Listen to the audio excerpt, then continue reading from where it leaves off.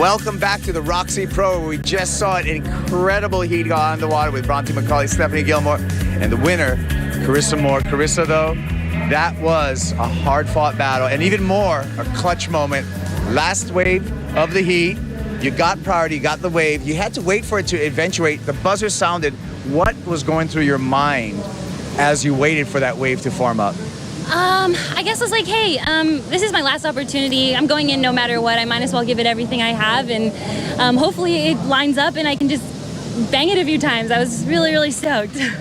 Barrel was nice too. What about just getting at the beginning of the heat, having your composure?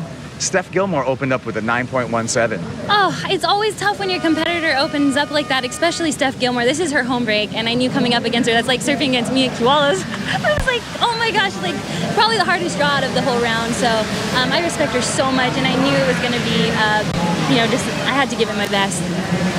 What's the stress level like when you're on the shore waiting for those scores? I wasn't too stressed out, just knowing that I felt like I surfed my best, and I know Steph surfed her best, and I was just like, I was trying to watch the big screen walking up, and I was like, how did it look? And I was like, after I saw it, I was like, not too bad. Hopefully I get the score, but whatever happens, happens. Well, guys, Carissa Moore's off to the quarterfinal, and it's just an incredible round for women's surfing here at the Roxy Pro. Peter and Ronnie, take it away. Thank you, Kuiper. Congratulations there to Carissa, and congrats to Steph Gilmore as well. What a heat that was. But the quarterfinalists who've progressed directly through: Carissa Moore, Keely Andrew, Tyler Wright, and Joanne Defay. The others we'll see in the fourth round. Right now, though, it's time to click back into the Quicksilver Pro. The first heat of round 3 will get underway now with Chloe Andino, who finished runner-up in this contest last year, up against Jadson Andre, who made that jump from the first round with a strong performance in his opening heat. But have a look at these waves that we've got, Pete. It is firing, and I'm sure that these gentlemen will be super inspired by what they saw in that last heat. All 4 of those heats. Crazy stuff, just crazy. Here we go, Chloe Andino getting things started here. Looked really sharp, looked fired up. He kind of went off the claims last year, but he couldn't help but throw out a little one in the first round. Jadson Andre, a big backhand turn there to get this ride started.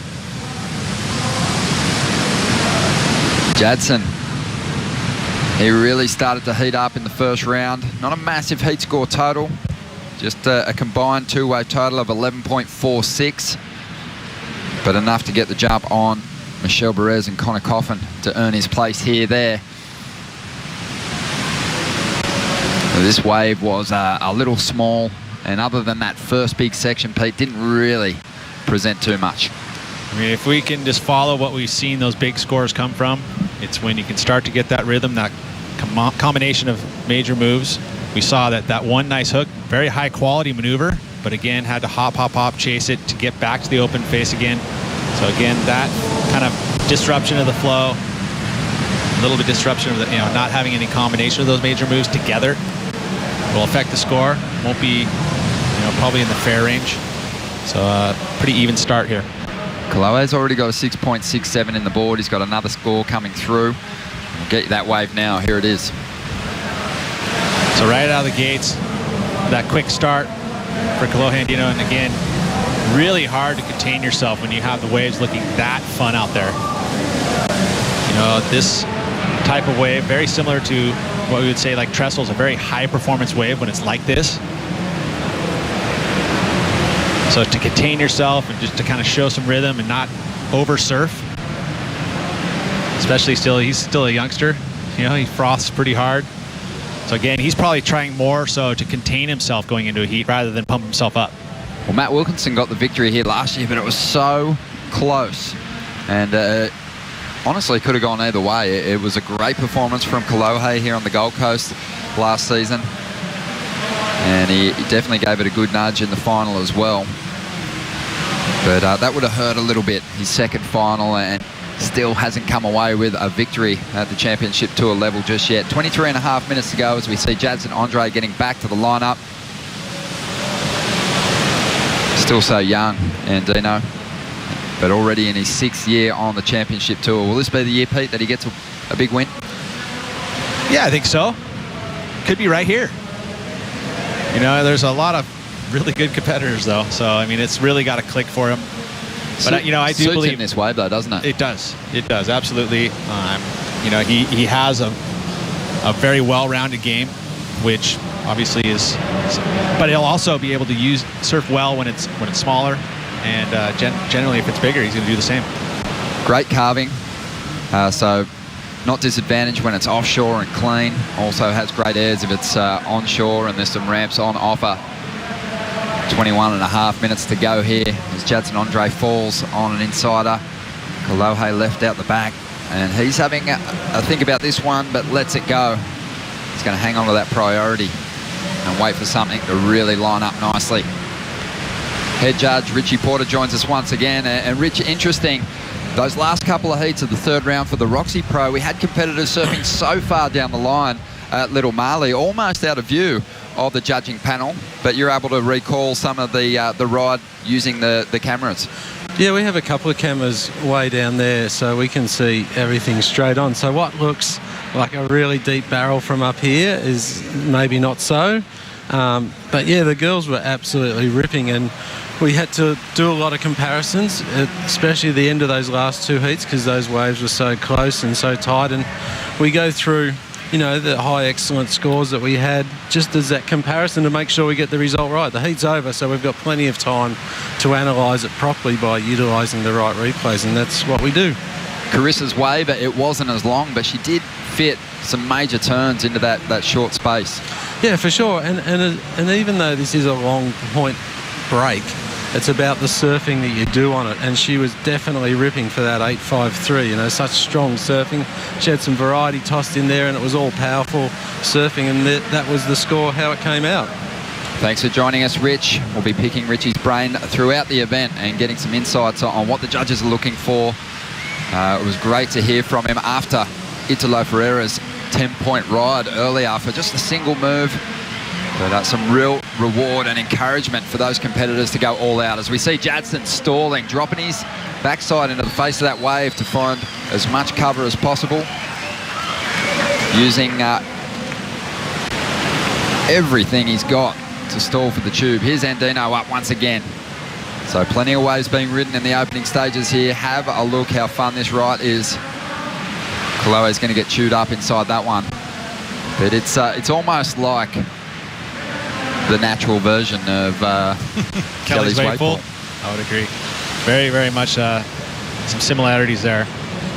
What I've been noticing, though, with all of the swell the last couple days is that sand has been pushed down into that Little Marley section. And you'll see that the shallower portions of the wave and the bank are down there now, especially when they see a little bit bigger, probably an angle change in the swell. So a lot of times you'll see the bigger focus kind of move down the point. Take a look at Kolohe's last ride. You can see he's kind of cruising the first sections here, but as soon as it starts to steepen up, that's when you can see he puts a lot more energy into his turns, trying to show some variety. And again, it's so difficult to do when you've got the same looking canvas each and every time you do a bottom turn, to consciously be able to mix it up. And that's what I was talking about, that section there where it gets really shallow. Well, he really had no option but to pull into that little tube, because that wave was rifling so quickly across that inside sandbar.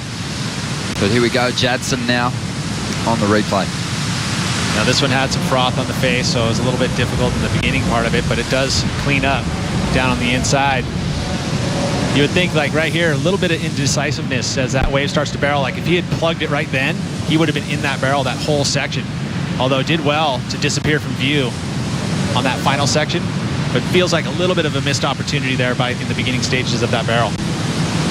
But very well surfed all the way through. On his back end, that vertical approach, he's one of the best at really placing that board really straight up, almost going sometimes past vertical. Well, these two competitors coming off the back of very different seasons. Last year, Jadson Andre finished in 26th spot. Just a valiant effort on the QS in the later stages of the year to save his place on the championship tour. In fact, he was still hunting a spot in the final QS event of the year. Kolohe Andino, on the other hand, his best ever finish on the CT. Got all the way to 4th position, had a run of 3 semi-final finishes at the end of last year. So he was on a tear, and it all started here on the Gold Coast. And that goes to show how important that first few events are. You know, you get a good roll going, all of a sudden it kind of relieves the stress. You're like, oh, I've got a second already. Like, I don't have to, I mean, you come into the beginning of a season, sometimes you're like thinking to yourself like, oh, I just want to qualify, because sometimes, you know, if you have a poor start, all of a sudden you're at the end of the year going, oh gosh, you know, and it's stressful. Whereas you start out strong, all of a sudden it kind of like, oh, okay, I can open up and relax a little bit and not be stressed out. You know, because I think stress causes stiffness and it affects actually how you ride waves and decision making. Chloe Andino, is he one of these title contenders that you're thinking about in 2017? Do you think he's got a chance? I mean, I think any of these guys have a chance. I think it's, I mean, sometimes what'll happen, like, you know, you get into a final and you win, like we saw what Matt Wilkinson did. All of a sudden the floodgates open, and that could happen to any of the top 34. So yeah, I do think he has a chance, you know, and it's you know, like I said in the women's, it's a matter of winning heats and winning events. Jadson Andre with a big first turn once again. This wave is starting to slow up a little bit. He's going to get out of there. He looks sharp though, doesn't he? If he can get a couple of those big backhand snaps firing down the line, it's going to rack up some solid points. You take a look there, that's straight on, you know, and the angle we had, it looked like it was pretty drained, huh? And then there you could see definitely was right there still in view. So we'll see if that even reflects in the score. It looks like it did. So again, utilizing that angle straight on, it's beneficial. I mean, that's like when you ever a pipeline, you know, you look at back door because the judges tower is towards the left or to the right side of it. So you look at back door, sometimes you look really barreled. But then if you actually put the camera right in front, you can go, oh, well, he's still in view. So the exact situation there, and it definitely affected his score. He's, you know, he only got just over a 5. Yeah, way back in the day when there wasn't the advantage of those camera angles, sometimes surfers could almost just duck down sort of behind the breaking wave, and you wouldn't know whether they were barreled or not. You could almost kick out with a bit of a claim. And well, sometimes you don't even know if a wave was made. You know, like an example on the Big Wave Tour, we had Greg Long take off on a wave way down the beach, and we didn't have the camera angle on it. And so the judges had to make a call without having the camera angle. And there was somebody who ended up getting the shot, and you come finally see the shot, and you're like, oh, you know, and there was a wave that wasn't even really made. So it happens, you know, and it's happened in the past. It'll probably happen again. Not anymore. Well, just over 14 minutes to go. Right. This has been... doing everything we can to make sure that it doesn't, right? Let's move on, Pete. Just over 14 minutes to go, and it doesn't happen anymore. But here we go. 14 minutes. Chloe Andino out in front, a 6.27 on his last wave. Also counting on a 6.67. Waves have been firing so far this year, but a couple of years back, we had a disastrous forecast for the event window and had a day of competition that was very frustrating for some competitors. Pete, do you remember it? I do. Do you remember this moment? As much as I was in awe of what happens here, you know, it's Freddie P, right? And, you know, you're like, at this point, you're like, no, don't do it. Don't. Oh, did he just do that? Just slammed the board onto the rock. Freddie's rock coined from that moment forward. I love it. He actually gave that board away too, and went to a very happy grommet. It's just funny, after that, there's Freddie's rock there, but even after that, the story kind of gets good too, because he ran with his jersey, everything, leash still attached to his ankle, all the way to his hotel. He's so fumed, and then gets to the front desk, actually gets to the elevator and realizes that his key to get into his room was actually back in his pack that was at the competitors area. So he had to walk back. Actually, luckily, the lady stopped him and said, hey, here's your key. She was really tentative to kind of hand over the key to him. And then he cooled off, came back down here, told the story. Entertainment at its best, Freddie P.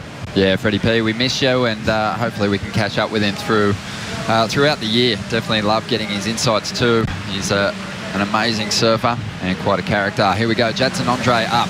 This is live action. He's looking for a 7.47 to chase down Chloe Andino. 12.5 minutes to go. Yeah, if you look at the scores here, you know, you got mid-range 5s for Jadson, even though there were some explosive moves in there. The real difference for me, and again, what we've seen from the judges in their scoring, is that they want to see that flow in between maneuvers and that combination of major moves in between. So maybe you could say that there was a little more explosive move by Jadson, but just the one move. And you got to string it together. You got to flow it together. You got to have speed throughout. And that's been the major difference here in those two scores. Well, the sun is out today for the first time for the event window. It's been pretty overcast throughout, but here we go. Andino up once again. Huge crowd down here watching this third round unfold as Kolohe starts to draw out those big forehand wraps. Rolling through to the inside now. Getting the opportunity to dig in harder with each turn. Now mixing it up with a vertical approach. Racking up some points down the line. And he's just making his way down to the ski now, so there's really no point in kicking out. Not when you can add extras like this. Busting that tail free. And we're just over 11 minutes to go, and Dino is looking to get rid of a 6.27 to move a little further ahead of the Brazilian. Just one previous head-to-head heat between these two.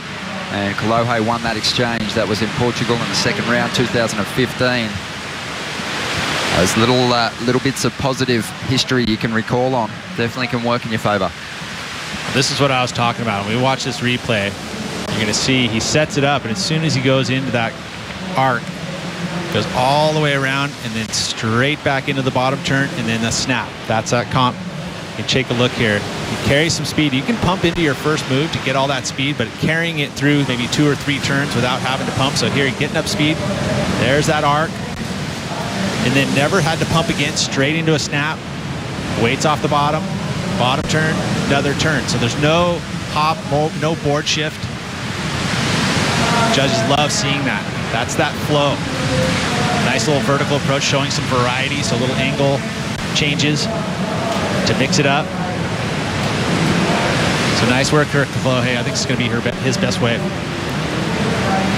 He'll hope so. Really finished that wave off well right there. Just under 10 minutes ago, the numbers rolling through, looking pretty positive, trying to get rid of a 6.27. Looks like he'll do that. A 7-point ride for Andino.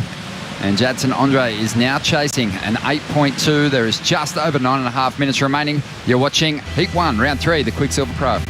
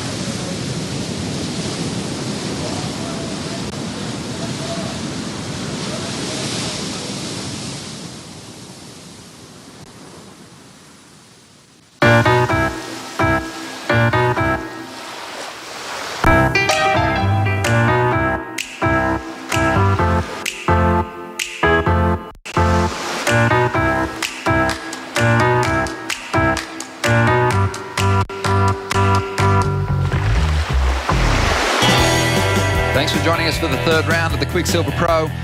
This is the first stop on the championship tour in what is set to be a cracking year. We're going to have a fantastic race for the world title. Kolohe Andino got to 4th last season, and we'll see if he can keep the big results up.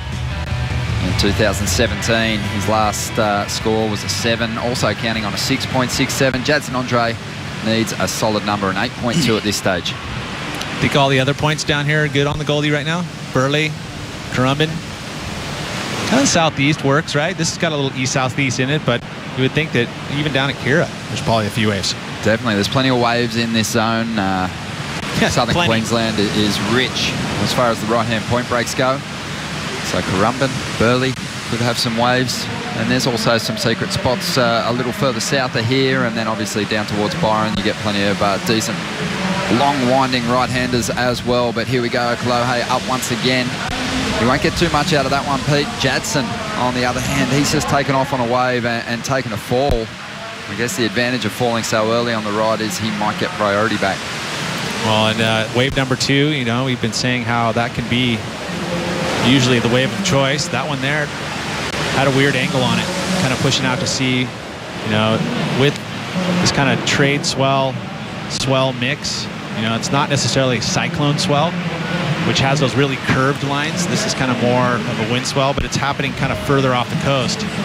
But it changes angles too. You know, you get the wind, it'll cross the ocean, blowing the ocean and creating these swells. It can, you know, as that weather moves around, it'll change the angle of the swell, and you'll actually get it even different angle of sets, which is kind of what we saw there. You know, 3 waves in that set, all kind of pushing off the bank. Plus we've got that tide shift as well, going lower now. So you got to find those waves that are turning back onto the bank. Kolohe Andino really turned things around here on the Gold Coast. Prior to last season, he'd never been past the 3rd round. We'll want to keep that solid result up, because it'd be devastating for him to fall out of the mix here. He's in a good position at the moment, but as you can see, put together a fantastic campaign in 2016 up against Jadson Andre, who is in his 7th year on the championship tour and hasn't ever been past the 3rd round in this contest. You'd have to give Kolohe some of that success coming from Mike Parsons. You know, I think that once he kind of stepped in his camp a little bit more extended, actually traveling with Kolohe, you saw some changes. You know, some good decisions being made. You know, and you know, those coaches can be, like you said, trying to pull the best out of a surfer, and you know, especially if it's decisions about equipment or even decisions about how to surf a heat. You know, that 2nd place finish, you know, Mike was right there with him the whole way, and he's here on site for this event as well. A really sharp tactical mind, Mike Parsons, helping Lakey Peterson get to great form as well at the moment. Well, if you look at his career, he'd be the first to admit that a lot of his success came from, he didn't necessarily have a lot of that natural talent, even though he is a very talented surfer. He had to work hard in other ways in order to get those big wins. You know, he's all part of the national team, and then he got himself on the tour, and he won a lot of heats by, you know, sitting in the right place, making good wave choices, not making mistakes. You know, not making silly mistakes by doing the wrong turn, trying to get too radical. So true. Here we go. Andino up once again, trying to get rid of a 6.67. A long lip line float to get this ride started, and has some speed to burn on the rail. As he pushes through to this inside section, looking for more opportunities to rack up the numbers. This wave fading away though. Really finding some flow out here at the moment though. Not a lot of kinks in his approach at the moment, Pete. Not really catching any rails. Everything's looking pretty clean. Which it has to be, because if you do have any of those little things happening in your surfing here at Snapper Rocks, very evident. You see it. That's why that flow is so important. Jadson Andre getting an opportunity here. Let's see if he can rattle off a couple more turns. He's thrown down some pretty nice snaps. Just hasn't been able to combo them together. This wave's starting to bowl out. Jadson pushing through some pretty blue water there, and a little bit of frustration calling for the ski. 3 minutes remaining. Not looking like the 8.2 he needs. Well, and it could be he may need more after that last wave from Kolohe. So again, some quality maneuvers from Jadson, even on that little run through to the inside, but he needs to put an entire ride together, and you can see the frustration from the 27-year-old there. Well, you wonder if is it in himself, or is it maybe something happening? I know maybe it's the waves, because before we actually saw him catch that wave, he was on a wave right behind Kolohe. We didn't actually see it on the screen, but again, it was like one of those waves where he looked like maybe it was going to be a good one. Wave number 2. And it turned out that it didn't quite have the line on it, so he had to kick out, but it put him in position for this wave. And you think that he was thinking, oh, this thing's going to double up for sure, and then it doesn't do it. So I think, yeah, it's more about the frustration that the waves really didn't cooperate and give him, you know, that nice big open wall.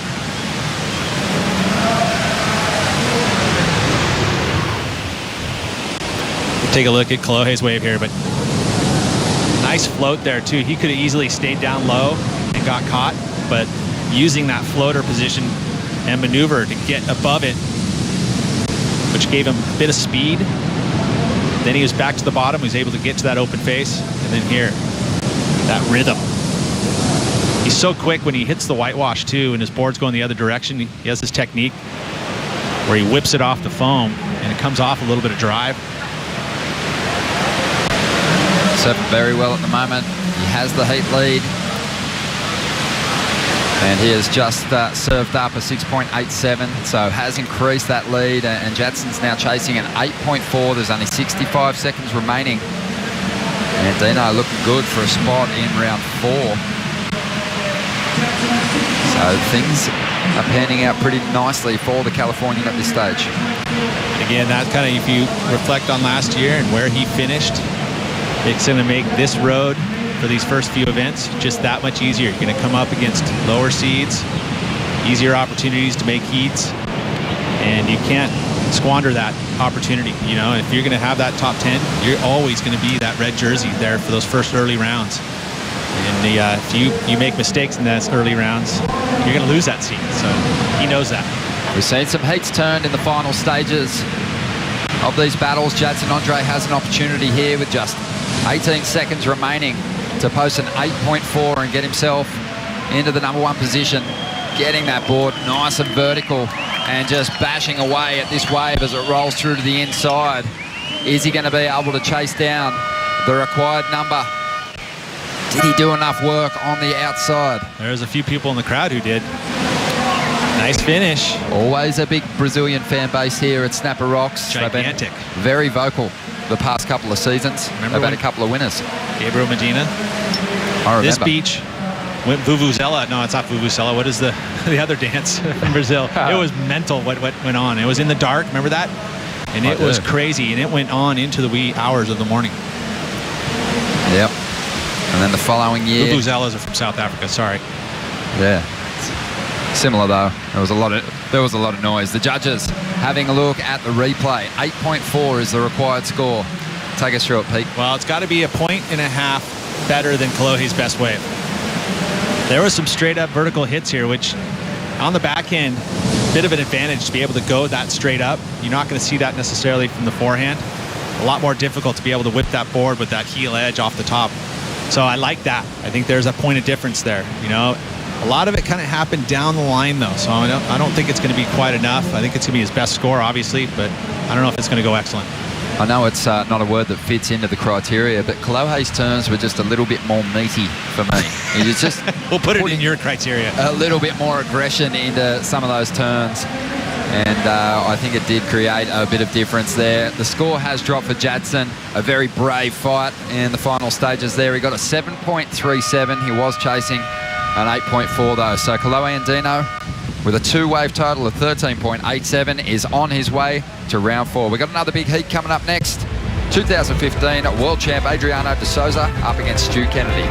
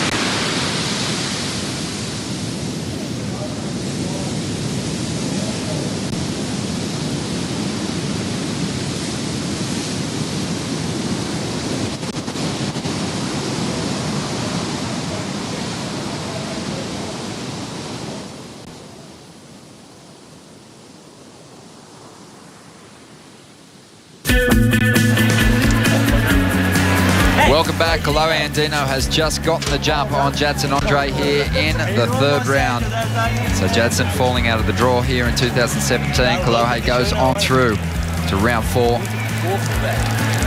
in what could be another huge start to the season for the San Clemente surfer. Right now, though, heat 2 of round 3, an interesting matchup. First head-to-head heat between these two competitors, Adriano de Souza, who's final here in the past, up against Stuart Kennedy, a semi-finalist last year. Pete Mel is going to throw out his prediction right now for you. Who's going to win, Pete? Well, I like both of them and their work ethic. They both work very hard each and every event. They're going to put in that extra time. I would say you'd have to give the advantage experience-wise to Adriano de Souza, although if you were to look at performances today, Stuart Kennedy had a really solid performance earlier. So, I mean, Adriano was able to gut it out and get that win. Top seed, Adriano, I think, has a slight edge here. Well, Stu Kennedy only managed a heat score total of 8.83, sorry, 8.83. But he almost doubled it in the second round against Ethan Ewing. Smoked him 16.27. Adriano de Souza, he had a solid heat score total in his first appearance here, 16.17. So pretty evenly matched on the numbers. Interesting note, just by looking at and knowing how Adriano likes to start heats, generally he loves to sit and take that inside position no matter what. So you wonder if Stu kind of took a read in the heat before the heat kind of starts, you know, where he kind of positioned himself, like maybe disappeared, wasn't in view, and let Adriano go into the water first, and then he jumped in after. You know, those things kind of happen, right? Maybe too the fact that you've identified it a few times, that second wave in the set is pretty good. So when a set wave's approaching, you've got the inside. Sometimes it's very hard to let that wave go. Super duper secret guy. We'll see. Ooh, I like it.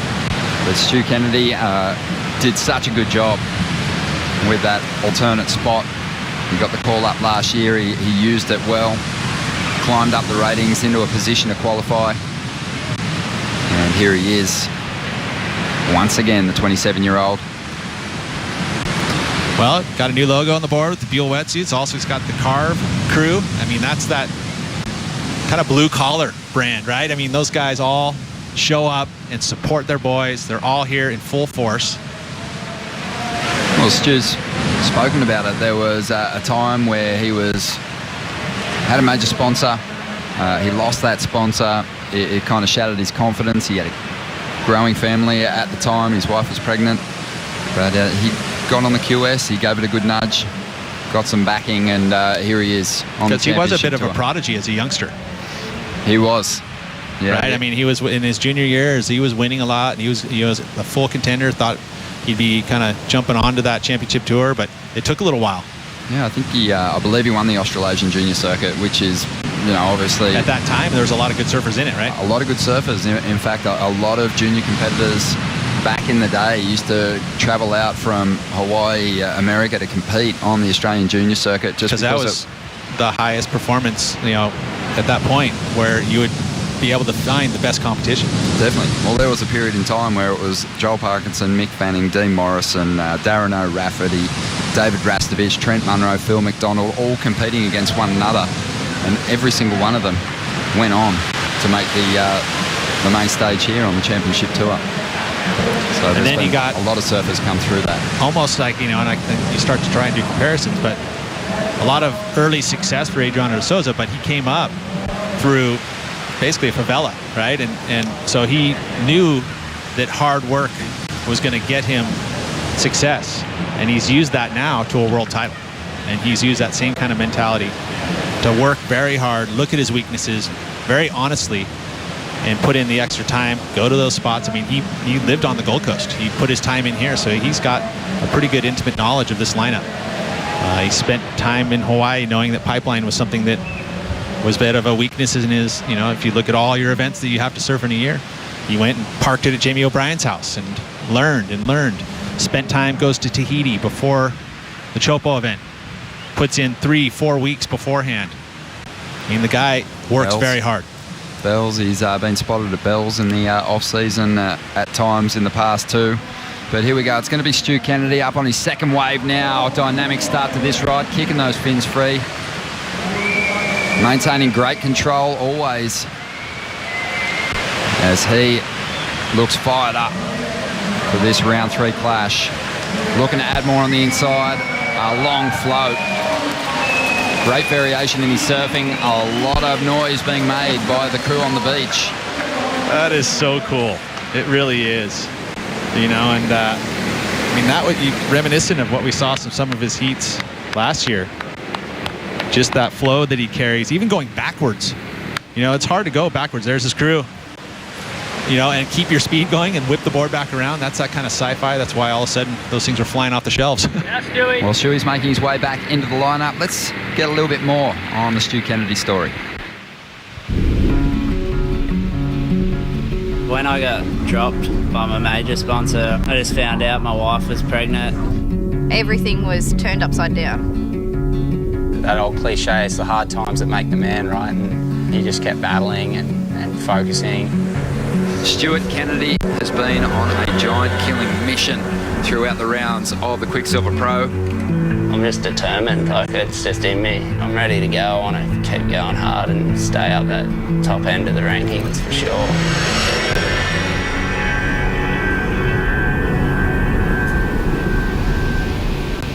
Stu Kennedy, he got the job done last year. He's looking to go better in 2017.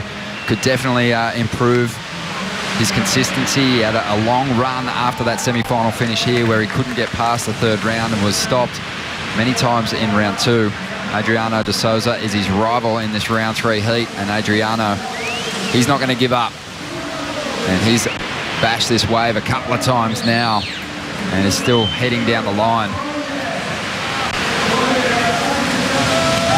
And a solid finish there from the 2015 world champ. You can almost hear that there's a competition within the crowd to see who's going to be the loudest. You know, Adriano has made a lot of fans all over the globe. You know, it's not only by his surfing, but you know, it's by his passion and attitude that he brings to each and every heat. Yeah, I think Adriano would admit too that last year he really struggled to find the motivation for competition in his title defence year, but he's shown again in the 1st round and now with this ride that he means business. Good healthy mix, a little bigger wave than Stu Kennedy's. I mean, you look at the score that came in for Stu Kennedy of 4.83, you'd feel like this one's going to be a bit better. Just a little bit bigger. The turns held a little longer. Board on rail, slightly more. About the same in spray though, off the top. But you know, that quick start, Stu Kennedy trying to do that against Adriano de Souza. Same technique he likes to use against his competitors. But I think a little higher quality wave here. And then Stu, love that. See how he flowed through the move? Even when he reversed the board back the other direction, it seemed like he just stayed going the right speed. Such unique equipment. Of course, using the EPS, which styrofoam core, epoxy glass, much lighter, a little more energy transitioned from your body straight to the wave. Something about Stu on that sci-fi, that Tomo shape here that just really clicks, isn't there? I mean, Adriano's probably going to get the better of him on that exchange just based on the quality of his ride and the size of those turns. As we see, De Souza once again tucked into the barrel, and he's going to ride that one into the closeout. And Kennedy has a look at it down the line, but just over 19 minutes to go. Decent scores coming through for De Souza as he takes off once again. Looking to push ahead of Stu Kennedy here. Bit of foam on the face. He'll stick with it though. And it'll clean up on the inside. Just fading back. Conserving his energy, probably sucking in some deep breaths. This wave's going to barrel, and Adriano's going to grab the wall with both hands and tuck in, maximising his time behind the curtain with a nice stall there. But he catches that outside rail. These waves really do churn across that inside sandbar, and Adriano just got it wrong. Well, what happens is that all that water, you know, you're trying to stall, and it actually moves up the rail, and all of a sudden it gets to the almost to the nose, and it just sucks the board out from under your feet. You know, you've got all that water sucking up the bottom of the wave, you know, and you're trying to stall, trying to hold your speed, but that water speeds up, and then it just grabs your rail, and there you go, right over. It's also a little balancing act, isn't it? Because when you're trying to let your fins cavitate a little bit on a steep wall like that, it kind of flattens your board out a little bit. You're not holding that rail, which will definitely generate speed. So Adriano's using the wall with his hands, and his board flattens out and just fell on the wrong side of the rail there. Strider Wasilewski watching closely as Adriano paddles by. He looks fired up this year, Strider. Yeah, he's definitely fired up after that first wave, watching his technique, his flow up in the lip, flying out, coming down, and reconnecting. So connecting those maneuvers, putting the dots together, so to speak. You know, he looked really on point. It was unfortunate that last wave. You know, you guys have just talked about it. You know, finding that tube time out here, it's just one of those things you go to, right? Stephanie did it. She found that perfect little barrel. I don't know if the scores are that high for him, though. If you stall and actually have to wait for a wave to do it, I don't think the scores are there. I think you're better off just going into the lip and doing the turns. And I think that the judges are loving those critical sections where those barrels are if you're in the lip. So there's, you know, the surfer in you just wants to get barreled, but you got to go to work out here. It's an interesting point, isn't it, Pete? There's nothing better than getting barreled, but sometimes you just don't see the reward for it from the panel. Hard not to do it, though. It really is. You know, at that point, he's seeing it start to double up. You can see the brown water, know that the bank is just going to get super shallow, so it's going to tube. And, you know, if you really do actually get fully drained, obviously it's the ultimate, and you can see it go upwards, you know, into the 9s and 10s. But you do have to back it up with some maneuvers, you know, especially when you get down into that inside section. You know, really behind the rock is where you're going to find those ones that we, you know, those ones are going to be the crazy ones. Much bigger wave out there, but right now, you know, the sand has moved off that point, so it's going to shut down pretty quickly. You know, so you'd probably need a little fuller tide for that wave behind the rock to really connect. So just looking at the numbers at the moment, Adriano de Souza, 7.33 early on, that's his best wave. Stu Kennedy's counting a 4.33 as his best ride. He currently needs a 6.68 to jump up into the lead.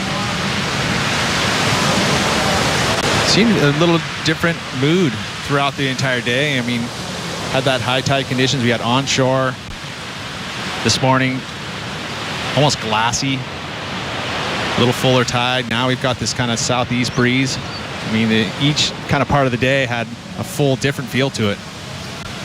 It really did. Can definitely see that increase in the swell.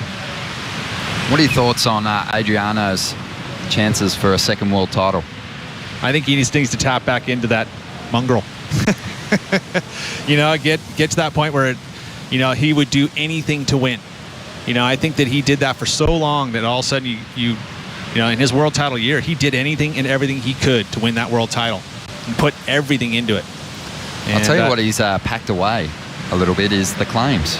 Just don't see that kind of fiery response from excellent scores from Adriano anymore.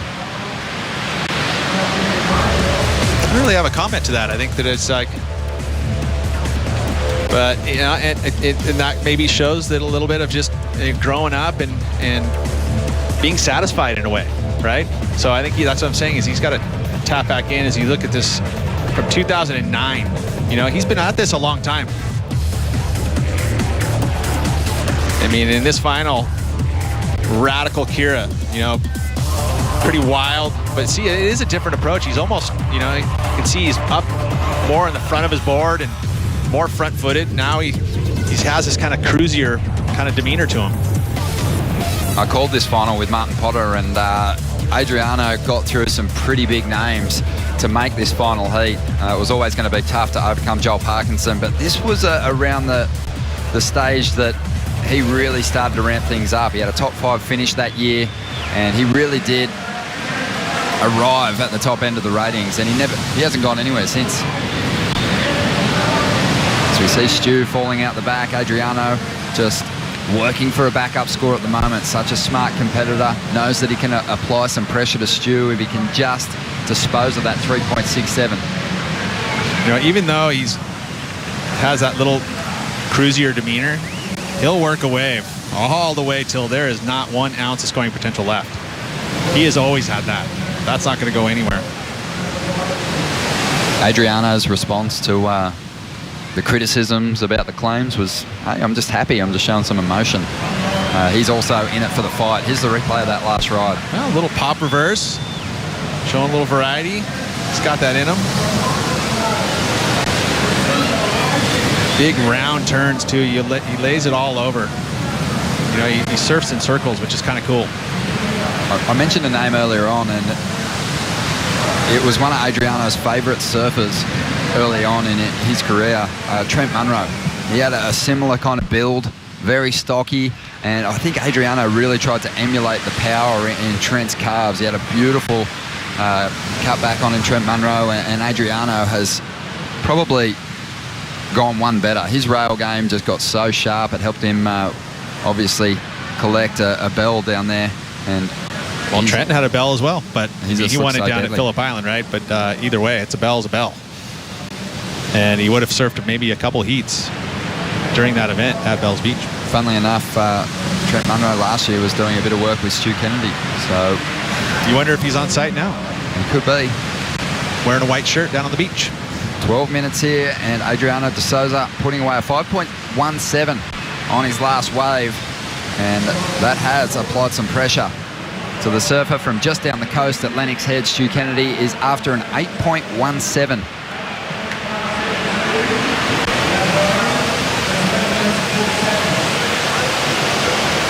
Adriano making his way back to the takeoff zone. We'll hear from the winner of the last heat and into the fourth round, Kolohe Andino with Kaipo. So Kolohe, you know, last year, I'm going to say you were certainly one of the most informed surfers here at this event. You're runner-up. Looking to do that again this year, I'm sure, but you got to get through hard heats like that. How did you keep mentally? You saw the ladies out there; they were getting epic waves, but it was a bit of a different story once you paddled out.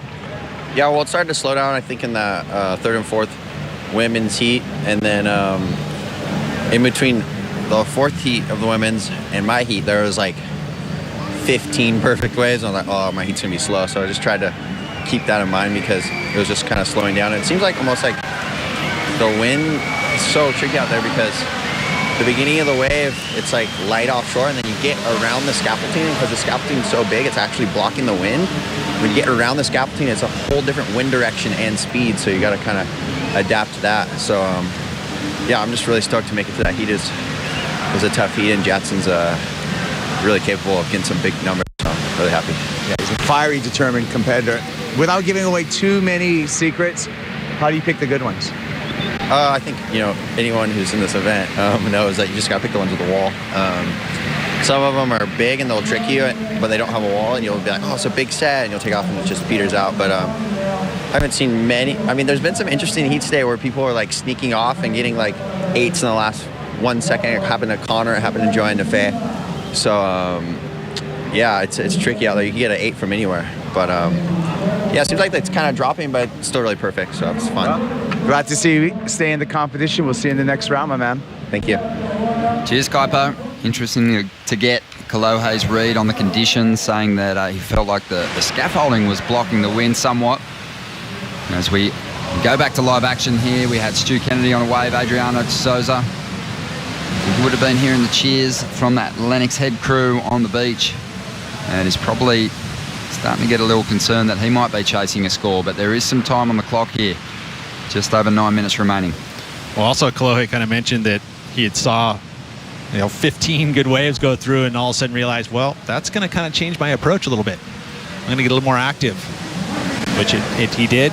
You know, he saw that they kind of took a little bit smaller waves, kind of to quote unquote build the house, which worked for him. Take a look at the replay here, extending his lines on this wave. Stu Kennedy did. See how he holds his rail all the way through? Kind of different approach, you know, and I think that this wave allowed for that. So I like how he can make those adjustments. You know, it's easy for that board to really rip in and do a tight arc, but he knows that it can hold a rail as well because it's got a very straight outline on it, you know, especially through that rear end. So once you get it up on rail, it'll hold its speed. And then also, so it's so short that when you start to slow down, you can really dig in and make a tight arc. So you kind of have that blend and know how it rides. Stu Kennedy been riding this equipment for a long time, probably the most experienced on the Sci-Fi, and it shows. No doubt. Just over 8 minutes to go. Scores coming in for Stu Kennedy. We'll find out if he'll take the lead in a moment. Coming up next, we've got last year's event champ, Matt Wilkinson, taking on Jeremy Flores.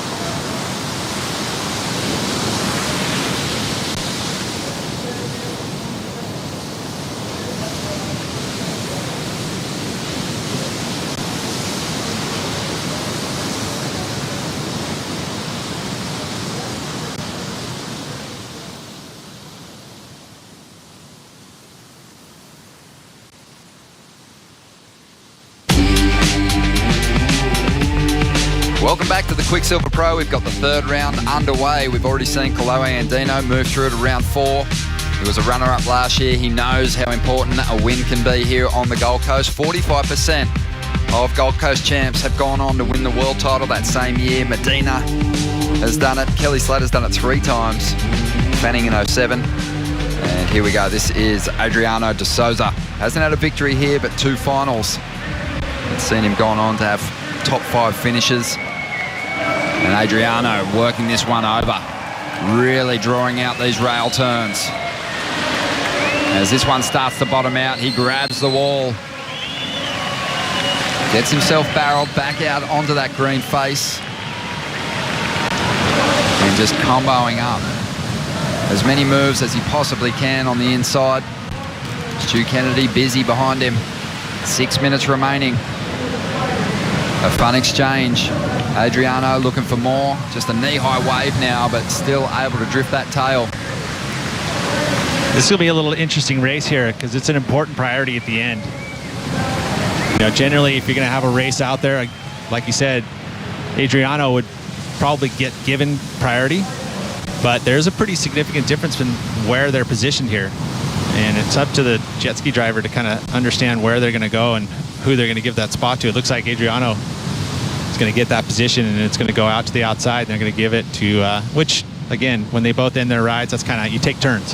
That's kind of the reason why we do priority as a whole. But, I mean, if at that point, you know, if maybe Stu had realized, hey, whoa, it's important for me to have priority at the end, maybe he'd kicked out and not gone that extra length of ride and pretty much established himself as wanting that priority.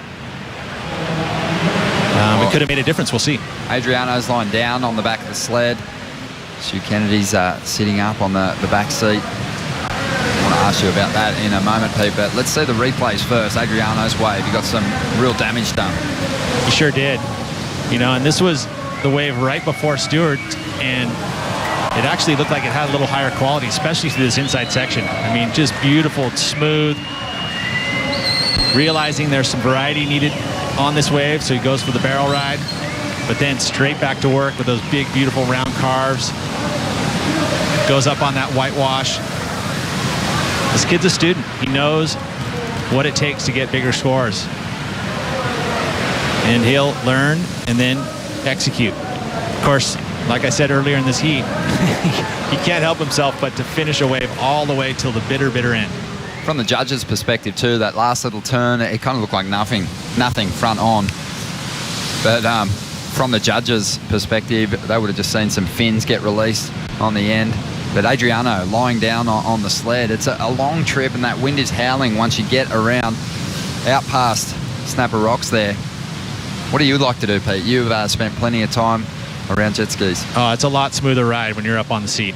There's no doubt about it, especially in windy conditions like this. But I think at this point, he's kind of going go, go, go, because I think he was actually worried about maybe losing priority as well. So it's like, hey, it saves some time by not having to go all the way up. Taking a look at Stewart's wave here. Of course, the crowd going completely nuts, but this wave flattened out in that midsection. You know, he did a nice turn on the outside, which again is important in order to get the bigger scores. But this midsection was awfully sleepy, and he stayed with it. In hindsight, maybe you would think, okay, looking to see where Adriano is at this point, was this wave really worth it to get that last turn and give up priority, when he could have probably said, whoa, I'm going to kick out.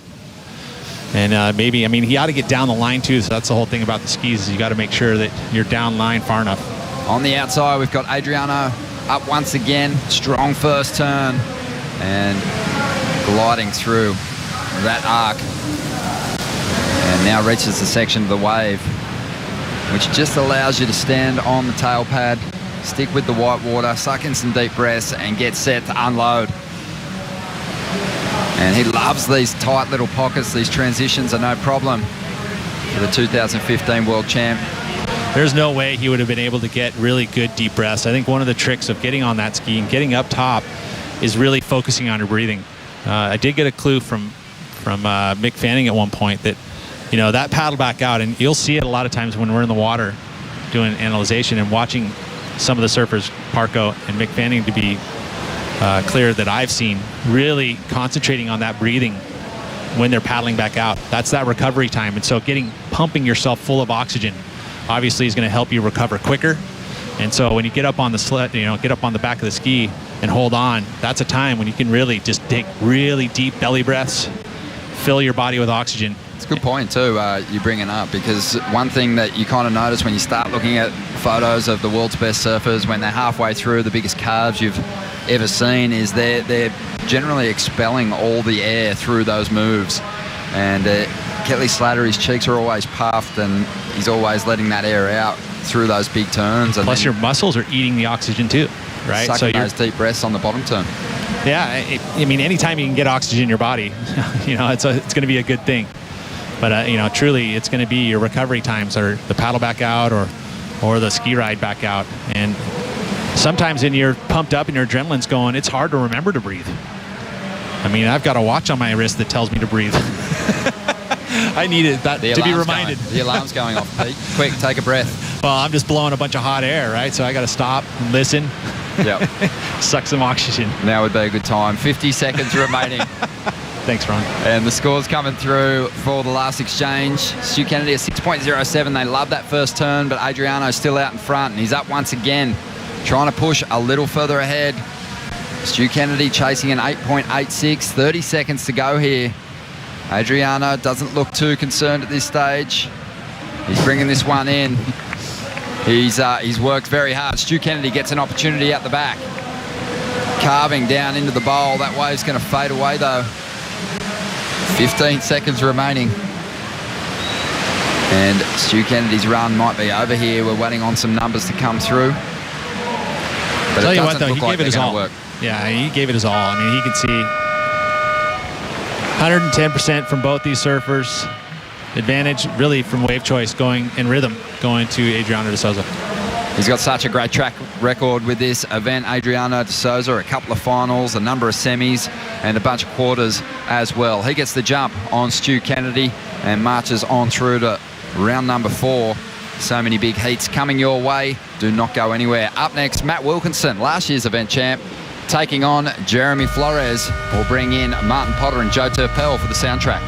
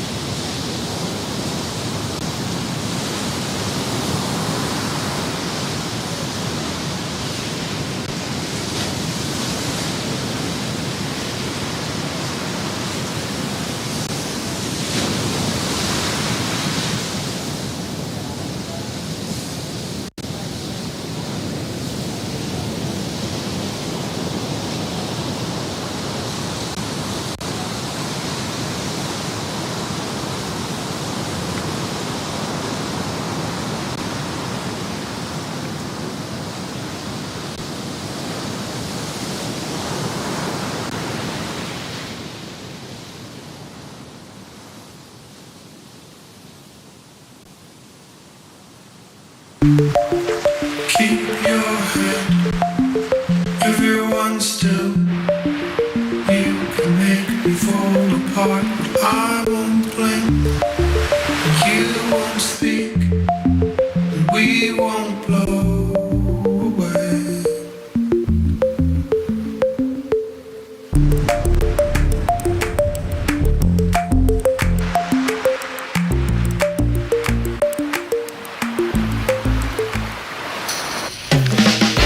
Welcome back to the Quicksilver Pro here on the Gold Coast of Australia, the season opener for the World Surf League Championship Tour. This heat features the defending champ, Matt Wilkinson. Went on to win this contest, backed it up with a win at Bells Beach for the best start in his career. Now coming back to play, trying to go 2 in a row. The big story for Wilkinson was winning for the Goofy Footers. He joined Gabriel Medina and Mick Lowe as the only Goofies to win the Quicksilver Pro Gold Coast in that last few years we've had it. So going back to 2002, we had some great champs from the Cooley gang, Dean Morrison, Fanning winning a couple times, and their good mate Joel Parkinson. Then you kind of looked at that usual suspect story. It was oftentimes seeing Taj Burrow, Kelly, Parko winning again in a lot of finals, and then seeing the changing of the guard, Medina to Toledo, and now Matt Wilkinson gets to feel what it's like to be the defending champ of a championship tour event for the first time in his career. Yeah, and he's going to have that same feeling once he gets to Bells Beach as well, Joe. So an amazing stuff there from Matty Wilco. What a start to the year he had last year. You know, you talk about he was kind of in that situation of struggling to requalify. Now he's kind of in that, he was in that world title race, wasn't he? That's right. Well, during the break, Jeremy Flores got started. Yeah, Jeremy Flores surfed incredibly well. Had a crazy heat this morning with Ace Buchan. Super close. One of the most exciting heats we've seen all day. And have a look at this. He's just bringing that form that he had against Ace Buchan up against another goofy footer, Matty Wilco. And look at Jeremy go. He is just surfing incredibly well. He's got a little bit of confidence. He's feeling it. Luck is on his side in a sense of those close hits are slowly starting to go his way. So Jeremy Flores starting to feel it, Joe. Also during the break, the defending champ started winding up the backhand that made him a lot of money last year. Yeah, tons of money. Matty Wilco, and look, he's just coming out firing. He knows he's got Jeremy Flores, who is on a bit of a tear. Look at this little bonus section for Matty Wilco. Beautiful tag right there. And again, so Matty Wilco looking loose, looking sharp. And he wants to defend his title here at Snapper Rocks in the Quicksilver Pro. Matty Wilco all the way through the inside. What a way to start for the goofy footer. Wilkinson kind of went back and watched the tape with Glenn McRae, his coach, and they were thinking, okay, maybe he got about $1,000 per backside hack off the top on Road to Victory, winning $100,000. Well, he backed it up with another big win. So last season, he was able to buy a house. Matt Wilkinson, he's really close with his friends that he grew up with, and they all lived together over the years. So when he bought the house, he wanted to keep it all the same. And his close buddies were thinking, oh shoot, he's moving on, leaving us behind. And he said, you know what, I got to travel, but pick your room out. I'll be back to take mine. I'll obviously take the master suite, but go ahead and fight over the other ones, and I'll see you back. He carried his friends with him. They got a brand new pad, and they're keeping the good times rolling. Amazing stuff right there, and you know, not losing sight of his roots. You know, keeping the groove there with his buddies. Good on you, Matty Wilco. Great way to start. Scores starting to trickle in. 24 minutes remaining. Surf is still looking pretty fun, Joe. Sort of plenty of opportunities for these guys to score big. That's right. Just a little element changing in the sky. It's getting a little bit darker on the horizon. Some heavy cloud cover heading our way. But what's been a very hot, sunny day through most of the morning and afternoon. Seeing huge scores come through, some super heats of the Roxy Pros. We have 4 quarterfinalists set. Carissa Moore happy to sneak one off Stephanie Gilmore to go all the way to a quarterfinal result. This one continues with Flores setting up a healthy looking forehand carve, and now he's going to set his rail again. Just a short ride, didn't want to commit to the inside corner. Yeah, these guys know exactly what they want at this stage. They've had a couple of heats out there. They know what to expect. They've probably surfed the bank on a couple of different tides at the moment as well. So they kind of know exactly the shape of wave they're looking for, the ones that kind of start off smaller and grow towards the end.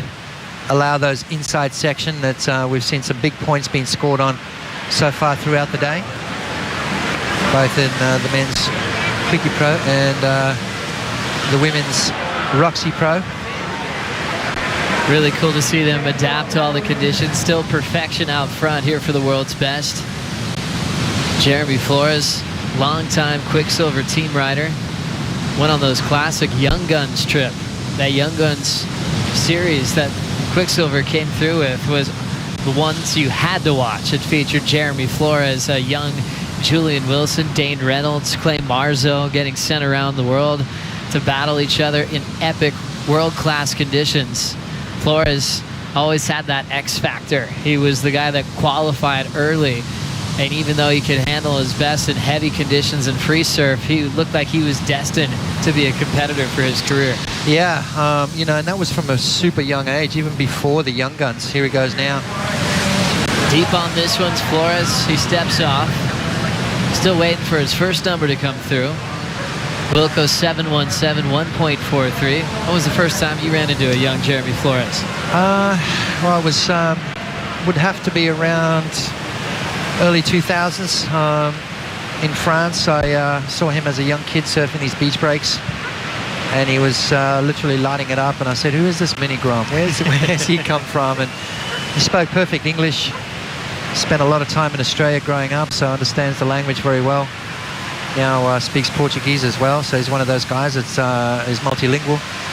Super smart, loves his sport, really fit. He's a badass in jiu-jitsu as well, so don't mess with him. He's got a lot going on. He does. And it's great to see his act as such a seasoned competitor. And he came out with a huge statement his first year on tour. Found some great success and put himself right into a top 10 picture. Not everyone had that smooth transition. When they're a rookie upstart, they're usually trying to figure out how to beat the seasoned vets, but Jeremy accomplished Rookie of the Year. Now into live action. Big tail whip from Wilco, good for one move in his own. Wow, that was loose. Yeah. That was super loose. I mean, the bottom turn into that little backside snap was very impressive. Jeremy Flores, a 6.77, Joe, so tight heat at the moment. Just small scores required to flip this heat around. 20 minutes and 45 seconds. Kind of looks like it's slowing down just a little bit. Tide is on the way out. I think around about 4-ish, 4:30 this afternoon is a low tide, and then we're going to see it start coming back in like we did yesterday afternoon. It just started lighting up as the afternoon went on, so fingers crossed it does exactly the same today. That's right. Commissioner's office hoping we get at least 7 heats of this round completed before the sun goes down. You always just make those goals, as we witnessed in the past. Karen Perot, former competitor, is never afraid to turn things off or extend the day if he likes what he's seeing out front.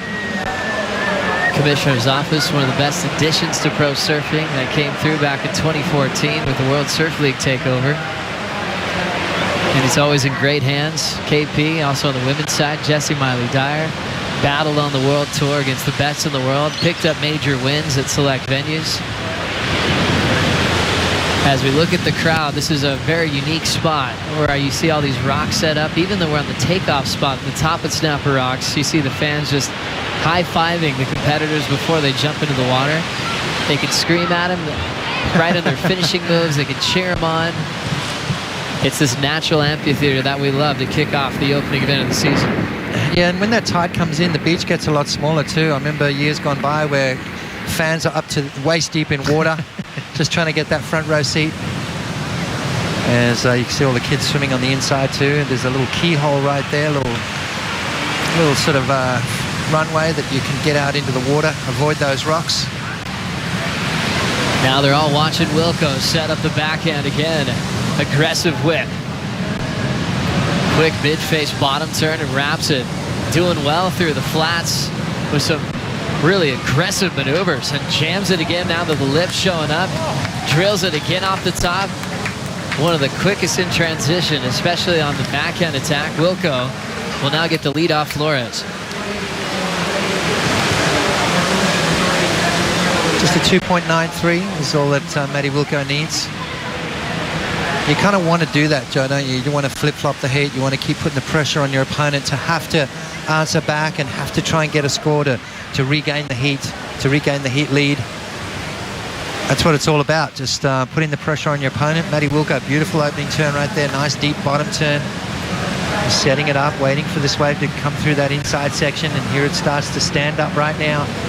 And he reacts perfectly to it. Watch this turn right here. Boom, straight up through the lip from Matty Wilco. The crowd love it. Bit of a fan favourite out of these two at the moment. Obviously defending champion, so last year would have gained a lot of support through his victory. That's right. So much support for Wilco, more than he ever experienced in his career. Before his title run last year, his best result on the tour was finishing 18th in the world. He had never won an event before. He had finaled once previously at the Coldwater Classic in Santa Cruz, where he almost won. It was in a final with Taj Burrow. It was a very close decision. And he seemed like one of those goofy footers that had a class act and awkward rights that were hard to surf. Steamer lane's a tough one to figure out for regular footers as well. But he found success there when it was a QS 10,000 in the past, always making finals. And that backhand repertoire he put together at Snapper got him success. And then he broke that long streak of goofy footers not winning Bell's Beach. It was Aki who had the previous record in the late 90s. Wilco finally got one back for the surfers that stand with their right foot forward. Yeah. It's a tricky wave no matter which way you stand. Is Bell's Beach. It takes a lot of time to work it out. You'll find surfers that win that event have a lot of experience there. As you said, Matty Wilco breaking that long drought of goofy footers not winning that event. 16.5 minutes to go, a bit of a slow heat right now. Ocean taking a little bit of a breather. It's absolutely been smashed to pieces all day long by these top surfers in the world, so quite rightly so, just having a little bit of a breather. And we're already getting new names that are starting to work their way towards the final series. Losing event favorites like Felipe Toledo, losing Stu Kennedy already from the draw.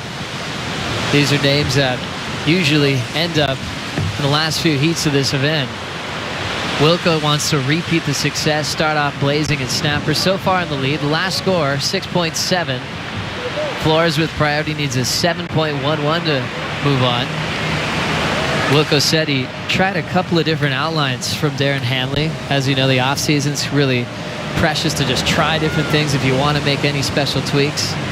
He actually wrote an outline from a different team rider, and he kind of liked it. It had more curve. Usually Wilco has that wider outline, shorter in length. And he said it felt amazing in beach breaks. So he ordered a bunch from Darren Hanley for the start of the season. Got up to Snapper Rocks. He was like, this is going to feel amazing. And he said, uh-oh, it doesn't feel that great at Snapper, just in beach breaks. He knew that just little subtlety. He got on one of his old boards from Snapper last year, and he said it felt amazing. It's like, DH, sorry about the last-minute call, but we've got some work to do. Can I have all my old boards back? Darren said, no worries. I'll get you all set to go. We'll go back to his old recipe for Snapper Rocks. Yeah, especially with Matty Wilco, I mean, since he's been working with Micro, he's obviously been doing a lot of training, so getting stronger as well. And with that, design changes. You need a little bit more rail in the water. Obviously you've got to keep tweaking your boards, keep looking for those magic carpets. And what a guy to have in your corner, Darren Hanley, especially here on the Gold Coast. I mean, who knows this wave better than DH? Obviously with Mick and Steph on those boards as well. My little guy Jack loves DH's boards.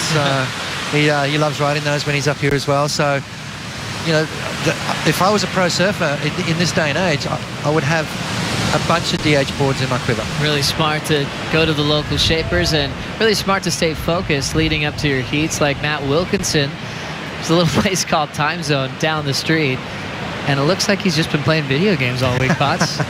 There's that little horse racing game right there, keeping it light, keeping it... and that's what you got to do. I think, if you live and breathe at 24/7, you can sort of burn out. You need to get away, enjoy yourself. That's why a lot of the surfers play golf. It's completely different. It gets you away from the beach. You get to just sort of hang out and just forget about surfing for 3 or 4 hours and do something completely different. So then you come back, you rejuvenate, you're fresh, your batteries are charged, and you're ready to rock and roll. Really cool. I love getting the insight from world champs like Martin Potter and world champs like Barton Lynch, who's also on hand. And BL, I remember having conversations with you about Matt Wilkinson before he turned into a world title contender.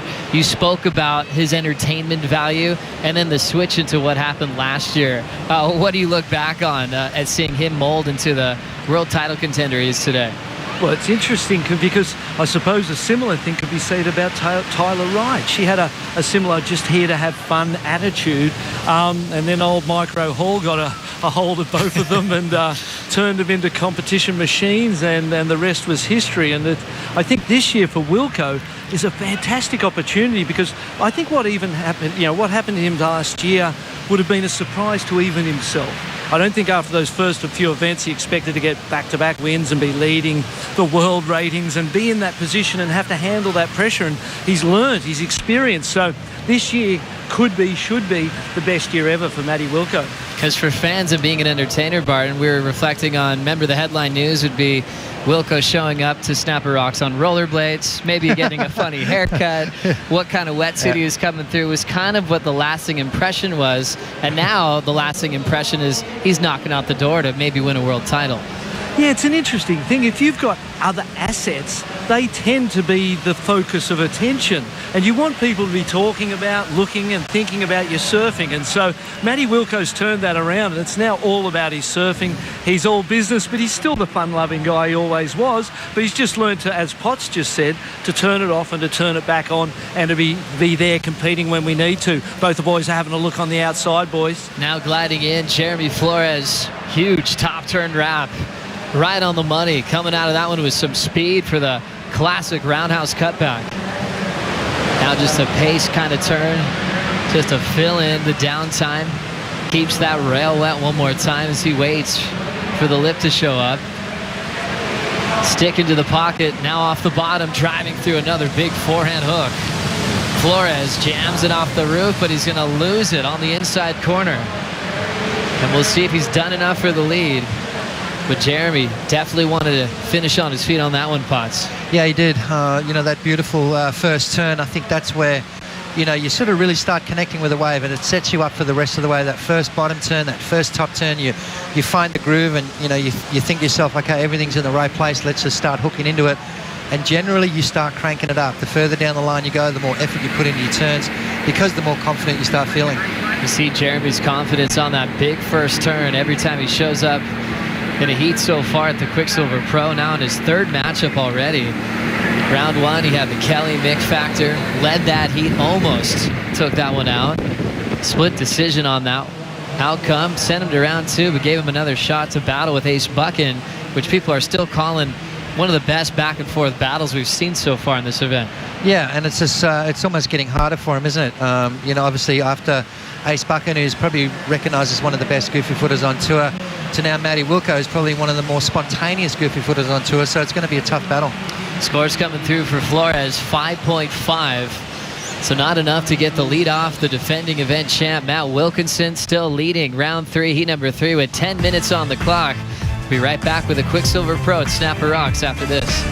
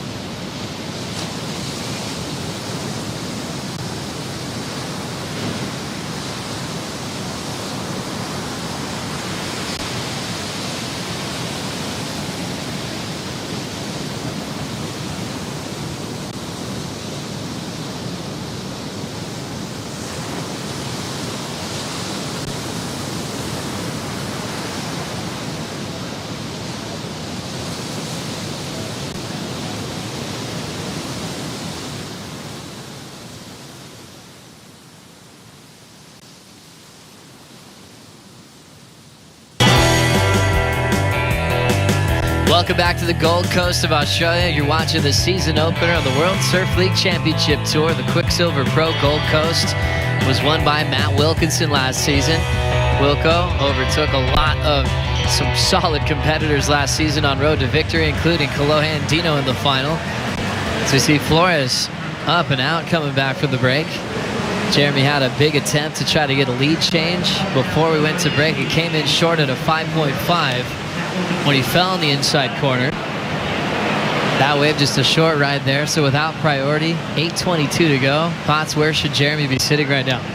Well, I think he's doing the right thing. Obviously Matty Wilco's got the control over the set waves that are going to come through, but so what Jeremy's got to do is just sit a little bit further inside and maybe just try and find those little gems, those little growers that kind of almost sneak underneath the section of the bank where Matty is. So he's doing the right thing. Just take your time. He's got 8 minutes to go, which is a lot of time in the scheme of things. He just needs one solid wave, a 7.11.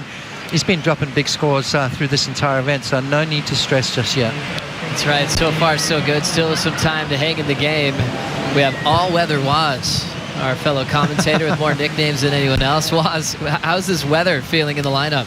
Well, it's interesting you guys asked. So we've got definite, the south winds the southerlies are blowing. We've got that big cell out there over Surfer's Paradise behind the camera right now. But coming up from the south is a gigantic cell coming. It's all red and yellow. We're talking a real dump coming our way, and we are going to get some serious rain for a couple of hours. But I think it's just, a couple of hours worth. I don't think it's going to last all the way through the night, but we've definitely got a lot of weather hitting us on the way. So what you see now is just a little bit of what's happening.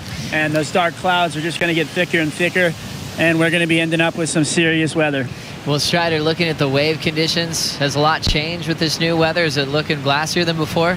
I think the wind has died down a lot, which usually happens as the wind or the rain starts to come out the back. Wilco off the bottom, cracks through the top again, looking so deadly on the back end. Let me tell you, he doesn't mind the weather at all. Look at this guy just setting it up for the inside. All weather loves Wilco. I mean, this kid is on fire. Bang, up into the lip again, trying to set up the inside. Another little sweep, back up into the lip. Transition, as you say, just banging away on the inside corner. He's not done yet. Wilco wants more. There it is. Out the back, J-Flow. What do you guys think? Solid wave, Strider. Yeah, Jeremy Flores heading your direction. He's about to try to get you soaking wet with some fans of spray. Flores still weaving, waiting for the little runner on the inside corner. Big hook for Flores. He's going to have to get out of there. So Wilco leading the charge, went for broke on the finish, didn't go his way. Flores a shorter ride, down to 5:45 to go here, Potts. Yeah, I think after that last wave, I think Matty Wilco is going to improve his situation. A 6.7 is his second high scoring wave at the moment. That was just rapid fire from Matty Wilco. So unfortunately, I think Jeremy's going to need a pretty healthy score coming into the last 5 minutes. It's an interesting situation unfolding. Jeremy Flores trying to get a quick start on the rankings. We talked about his challenge the last few years of getting consistent results, where he's had to go to the QS, where he's always been reliable because he has so many weapons and he's been surfing under pressure through the Triple Crown to save his spot on tour. Let's see what Wilco did now. Yeah, straight into, a series of beautiful turns on his backhand. Yeah, this is one of those little gems, sort of starts off really well, a couple of big turns, and now it's just waiting for that inside section to start growing through that inside. Beautiful turns right there, just keeping the board moving, which is really important on your backhand. Now starts to hit that inside section, stands up, and allows Matty Wilco that little lip to bang right there, all the way through the inside, just maneuver after maneuver. This is going to be a solid score for Matty Wilco, as I said, and Jeremy's going to need something special. Had he made that, we're looking at way up into the excellent range. Massive scores coming in for Matt Wilkinson, the defending champ of the Quicksilver Pro, looking to better a 6.7. Those are those dark clouds that Strider Wadzalewski was just telling you about. If that's if the wind's south, though, it should be going away from us. Fingers crossed. Let's hope that we keep things nice and dry, because we want to at least get through heat number 7 of this round. We'll see how far we get. We definitely have a huge heat to look forward to with Joel Parkinson and Miguel Pupo coming up next. All fighting for spots into round 4. Round 4 on the top 34 is that non-elimination format. We see Flores now from the sky, now pulling in to the barrel. He still has some room, nice and deep. He comes flying out. Sets up the bonus tube section. Flores stalling at back arm, keeping him nice and deep in the pocket. And he's hoping to get the completion. Wow. That's your dream wave right there, isn't it, Joe? Now it's starting to get painful spots all together. These waves look so fun. Flores just enjoyed the ride. And you can see with those tight sections, for a moment he'd disappear, then he'd just travel in the pocket. Little shout out to the crowd of that claim, because that felt good for Jeremy. Yeah, that was like a poke in the eye with a sharp stick for me right there.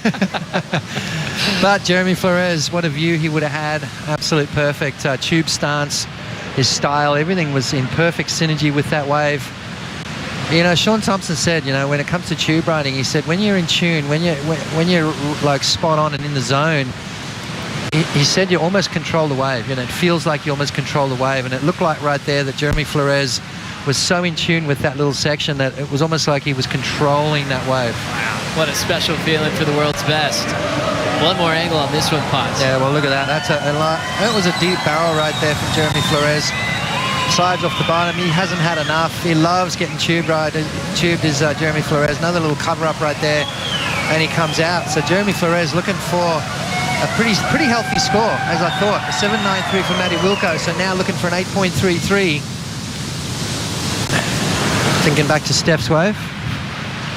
Classic barrel rides from Stephanie Gilmore earlier. Was it like a 9.1 or something? That's right, 9.17 she got earlier in the piece. Scale resets every heat. Everything changes as the day moves on, so it's going to be interesting. 8.33 required by Jeremy Flores. That was a pretty little wave, wasn't it? It sure was. And you think about what Jeremy's done to victory in waves of consequence with his barrel riding skills. Oftentimes seeing what he's doing on his backhand with his stalling technique, to be a champion at the Billabong Pro Tahiti, to be a Pipe Masters champ as well. How does the technique change, the challenge change in smaller conditions and forehand running barrels over a sandbank? Well, in smaller waves, it's sort of, I don't know, you use your body a lot more in smaller waves to try and get barreled. I think the bigger the wave gets, it's really harder to slow down unless you're on your backhand where you can then use parts of your body to slow yourself down. But I think it's a lot easier in smaller waves. It's a little scarier in bigger waves, and each spot's different, so it requires a different technique. Still waiting on the reaction from the panel. Judges decide to call up for the replay. This was the 7.93 from Matt Wilkinson. They'll make a comparison to this wave before they put in that final score.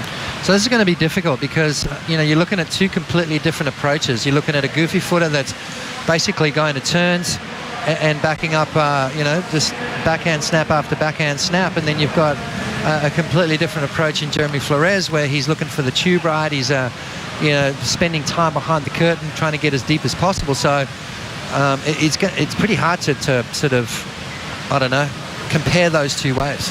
As we see the score come in and the reaction from Flores, a 7.83 for the barrel. Not enough, needing another 7.28 to take the lead off Wilco. And now we're down to 10 seconds on the clock. Yeah. Every heat for Jeremy Flores has been a tight decision. Coming down to the wire, another similar situation. This time not going his way as he's knocked out in round 3. And Wilco still looking to defend his title at the Quicksilver Pro. Yeah, well, you know, Wilco looks comfortable out here, that's for sure. He obviously has got some sort of relationship going on with Snapper Rocks. He's just picked up where he left off last year. Obviously that heat with Felipe Toledo kind of dodged a bullet. Toledo hurt himself. Matty Wilco took full advantage of that situation, went on to win it. And, well, he's continuing that form here now. So Wilco with a win here in round 3. He's guaranteed to at least get an equal 9th. His hope is to go all the way to at least a quarterfinal to get this road started for the world title race. We'll take a break and be back for more action after this.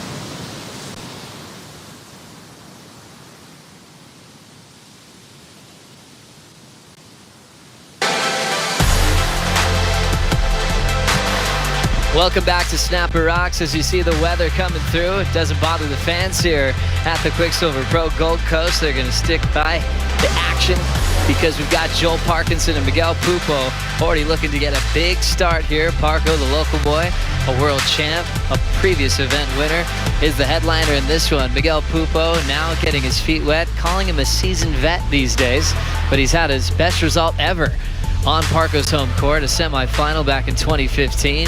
This has been that classic battle that we enjoy on the matchup because we got a regular version and a goofy foot version of maybe the two best styles on tour. It's going to be silky smooth throughout this heat. Pupo always looks smooth even on a small little inside corner.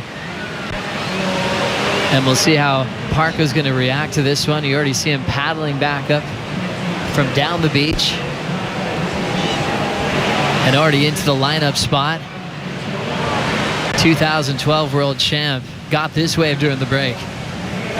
Yeah, Joel, well, not one to waste any time and not one to give up that inside position. Straight into some beautiful turns. Nice clean surfing from Joel Parkinson. Was always kind of put in that category of making things look too easy. Since then, he's done a lot of training. He's got a bit more aggression involved in his surfing, a bit more pizzazz. He's good in the air. He's got one of the best rail games out there, and well, his relationship with Snapper Rocks is second to none. So Joel Parkinson starts off really nicely. Nice clean surfing from him, just keeping it within range. Nothing too special right there for Joel. A nice little way to start, and 7 points to kick things off. Now Joel Parkinson live with a ton of speed coming from behind the rock. Clean connection off the lip, blows the tail out. Perfect control right in front of Pupo. Nice fading move there. The former world champ wraps it. Clean form, always in sync and rhythm with the pace of his home break. And he'll just keep that flow going down the line. Already looking out the back, as he'll be waiting for the ski to come through.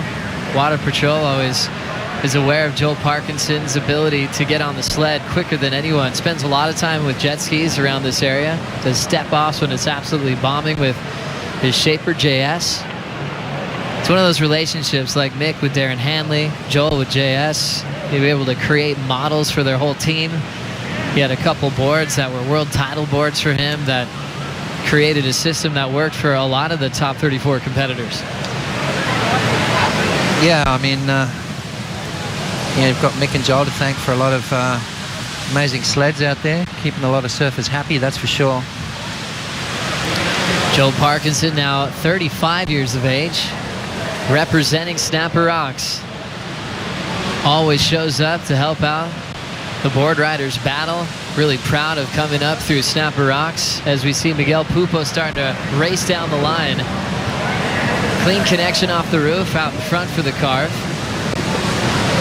Great pace again for that cutback off the top. All trying to do work to set up the lip to hit. Down carve again, here comes the vertical. Good timing once again for Pupo. And he'll just glide his way through the inside corner. Here comes the last couple of maneuvers. Pupo rips one off the lip, quickly vertical, and bonus 3 extra turns before he runs on the dry sand. Parco on the next one out the back, and he's out of there. So Pupo and Parco, the style masters on tour, going blow for blow. Parco's form on the forehand is 7.0 and a 5.83. And Pupo's best about to enter the screen. Yeah, you know, it seems to me like the goofy footers, the surfers with their right foot forward back to the wave, seem to be able to maybe rattle off a few more turns than the regular footers. Able to get that board nice and vertical in the pocket and just tag it a bunch of times, where the natural footers have got more of that sweeping sort of maneuvers. You see Joel doing what he does best, getting barrel behind the rock there at Snapper. Just kicks out. Go back a couple of years of him and Medina in the finals. Pupo though, watch this wave. There's one beautiful turn into the next. This is where he just starts going to town on it. It's 3 solid turns right there for Miguel Pupo. Just keeping in mind though, we're not counting maneuvers. We don't get scored for how many maneuvers you do. It's the quality of turns you produce. Right there again, that was beautiful. And again, another searing maneuver from Miguel Pupo. And he brings it through the inside. So Miguel just tagging this wave. How is the timing? Nice, clean, smooth surfing. There was not one little glitch, really, on that entire wave. So that's going to be a pretty solid score for Miguel.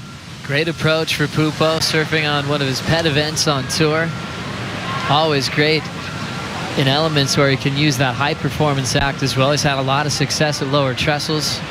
One of the events that had a lot of meaning to his career was winning at lower trestles at QS 10,000. That whole Brazilian Storm story came from that event. When we looked at the round of 16 and 12 were from Brazil. Pupo was the one that won that one. He beat Tanner Gudauskas, the local boy, in the final on a close decision. As we see that weather once again, those buildings in the distance. Surfer's paradise. As we're hoping that the rain's not coming through. What do you think, Strider? Is it heading our way? Well, it's here. You know, there was we knew it was coming. It was on its way. We could see it out the back there behind us, and out over Surfer's Paradise. You could see it. It had arrived a little earlier over there, but we have definitely got some weather on our hands, and it is just these big black thunderclouds rolling in behind us right now. Looking at the ocean, you just see that, you know, those beautiful waves coming through, but you can see the wind whipping off the lips. Conditions are still really clean. Out the back in the tube, looks like Joel Parkinson up into the lip. Wow, what a beautiful wave. Huge gouge right there, and the wind throwing buckets everywhere. Absolutely beautiful form right there. Sliding in, slicing back to the corner. Out behind him, more surf happening, so here we go. Joel Parkinson's gonna look for the inside corner. Out the back, Pupo shredding as well. Parko stalling on the inside, looking for some tube time. Gonna come around the face, set up some more work. Out behind him, in my view, Pupo looks like he's on the screamer. Big snap, another one, sets it up, coming for more. Bingo, right up into the ball. Oh! It looked like he went down. He did. Unfortunate right there for Miguel Pupo. Mickey had the wave to really put a nail in. That thing just still reeling off down the line. Thank you, Strider. A crazy exchange there as you see the weather taking over the lineup. Joel Parkinson already racing back to the takeoff position. And Potts, I think we hear more noise from the fans when Parko got to his feet than any other matchup we've seen throughout the day today. Yeah, I'll tell you what, though, Miguel had a bit of cheering of his own, to be honest with you. Have a look at this wave from Miguel Pupo. I think this was an opportunity lost right here for him. Beautiful flight as he comes around the section. Listen to the crowd cheering for Miguel. Rainbow de Janeiro, that's what I'm calling it, as Miguel brings this one through the inside. Now, this wave absolutely barreled off through the inside, and Miguel had a little bit of a glitch. Now, we don't see Miguel make too many mistakes. Watch this wave. It comes through the inside, snaps it, drops down, and again, another beautiful turn from Miguel Pupo through the lip, and right there, pokes the nose, and look at that thing barrel off. Please, can I have one of those? That was absolutely fantastic wave right there, and Miguel just opportunity lost. This was Parko's start, Potts. Yeah, Parko, beautiful turn to kick things off. Nice gouging maneuver from Joel Parkinson. Kind of got stuck at just a little bit right there. That wind starting to blow. Joel looks over his shoulder, sees Miguel on that wave and realizes, okay, let me try and take a little bit of focus away from his wave by doing something special on mine as he waits for this wave to come through the inside. Now it starts to hit that inside bank. Joel Parkinson hits the brakes, pulls in. A little bit of a head dip, not quite tubed. He's just biding his time, bringing this one down through the inside. And, well, will get himself out of that little barrel and onto the back of the jet ski. So, well, talk about weather. Have a look at that. It's totally coming down. It was heading our direction, and now we're living through it here in round 3, heat number 4. All the fans trying to hang in there. We heard them loud and clear for Parko and Pupo. 88 world champ Martin Lynch, I hope you're staying dry in the competitors area. That was a pretty wild exchange. Did they capitalize on the scoring potential? Is that really going to affect the outcome of this heat? Oh, that was... Miguel's wave was an absolute bomb. It's going to be very interesting to see where the judges go on that, because the work done before he fell was amazing. And even if that was the end of the ride, it was still an incredible ride and going to put him into contention. But at the same time, this weather has just turned very violent. There's lightning out in the sky, the wind's howling, the rain is torrential. The people are all underneath the awning just below me here. I am nice nice and dry, but they're not. But it is Queensland. What do they say? Beautiful one day, perfect the next. Yeah, make sure you anchor yourself down there, mate. I don't want you to blow away. I'm a skinny little fella. It wouldn't take much wind. But, that was an amazing display. I mean, Parko's had this heat on lockdown the whole way. He's been in such control, shown such incredible local knowledge. His weight selection, beautiful. His surfing, as always, was as good as it gets. And then Miguel answered back with that one. So super interested to see where those scores come in at. Well, Barton, with this kind of torrential downpour, how about the competition for Pupo and Parkinson? What are they dealing with to try to fight for a win here in these conditions? Oh, this is one of those ones where you know, it feels like everything's against you and you've just got to knuckle down and focus on the result, focus on winning, focus on, keeping your attention in the moment. And this will be one of those moments that people talk about. We've had such an amazing opening couple of days. The highlight reel is incredible, and this is just something else to throw into the mix. Hey, Bill, remember that event in Newcastle that Oki and Cohen were in the final? It's exactly what I was thinking too, Potts. Right. And Oki got a couple of quick waves before that southerly buster came through. Very similar sort of situation. Yeah, he had that experience, and he could see the southerly buster coming across the ocean, got his waves early. Curran didn't respond quick enough, didn't realise that was the local weather would do that, and off got the win. And Parko might have done the same thing here because we could see that coming. We knew it was going to get ugly, and Parko got his work done before it did so. Good man, BL. Thanks for being with us and stay dry through the rest of this heat. Martin Lynch giving us the insight. And now we're getting some signals from the panel. They will call this off if they can't see the surfers, so they might have lost their vision. It is coming down big time here all over Snapper Rocks. We saw those dark clouds heading our way and now taking over our lineup. So they're going to stop the clock in this one. Parko still in the lead. He got a 6.97 on his last. Well, Pupo, he got a 6.97 as well. Let's now get an update on the situation with our head judge, Richie Porta. Richie, thanks for being with us. No worries. Can you explain to us what's happening right now? Yeah, with this rain squall that's come in right now, there's no way that we can see clearly, so we'll just put the heat on hold until the rain passes, which won't take very long, I'm sure, and then we'll restart the heat. We've got the clock stopped at 16 minutes and 27 seconds to go and continue on once we can see. So that's exactly how it works. Time stops right on that exact timer. You've got your priorities still squared away with Joel Parkinson, and you'll call them back in. Are you going to call the surfers out of the water, or do you want them to wait out there? They're coming in now, and I can see Joel on the shore. Miguel's already running, and we just restart them in their same positions with red in priority, blue in second priority out behind the rock when the rain stops, and away we go. Rich, is this something that happens often? Not very often, but we always have to go on hold when things like this happen because we don't want to make mistakes by not being able to see clearly, and it's better to err on the side of caution than to just keep ploughing ahead. Well, Richie, while we have you here during this rain pour, we can talk about some decisions in the last couple of heats. Last exchange in the previous heat, we had Wilkinson on the back end compared to the barrels of Jeremy Flores. Is that a hard situation to deal with on the two different approaches out here? Sorry, Joe, I was getting questioned by someone else. I missed all of that. I was getting asked about the rain clearing of how long we're going to keep the boys in the shore for. Start again. Sounds great, Richie. Yeah, we're getting soaking wet in the booth as well. We might catch up with you in a little bit from now. Thanks for the update, and we're looking forward for the rest of the day. No worries. Richie Porta, head judge, giving us a little time during this downpour. We are on hold at the moment for the heat with Joel Parkinson and Miguel Pupo. Parko has the lead, still 16 minutes, 27 seconds to make the decision. And so we'll wait to see what happens here. And Strider, I hope you're okay out there. Are you going to come in? I'm coming in. I think we've got a little break in the action. Toledo might have infiltrated the lineup, and I might catch a couple waves with him if we catch a couple on the side here. But, the weather's definitely not going to stop. I mean, we got nothing but darkness over our shoulder. And, there's a couple of little waves coming in, but it's almost gone flat. So, this weather has definitely affected the lineup. Probably a great call because you couldn't even see basically up to the point from where we were. And we'll just have to wait for Mother Nature to do her thing and see what happens. Strider, are you allowed to catch waves during the hold?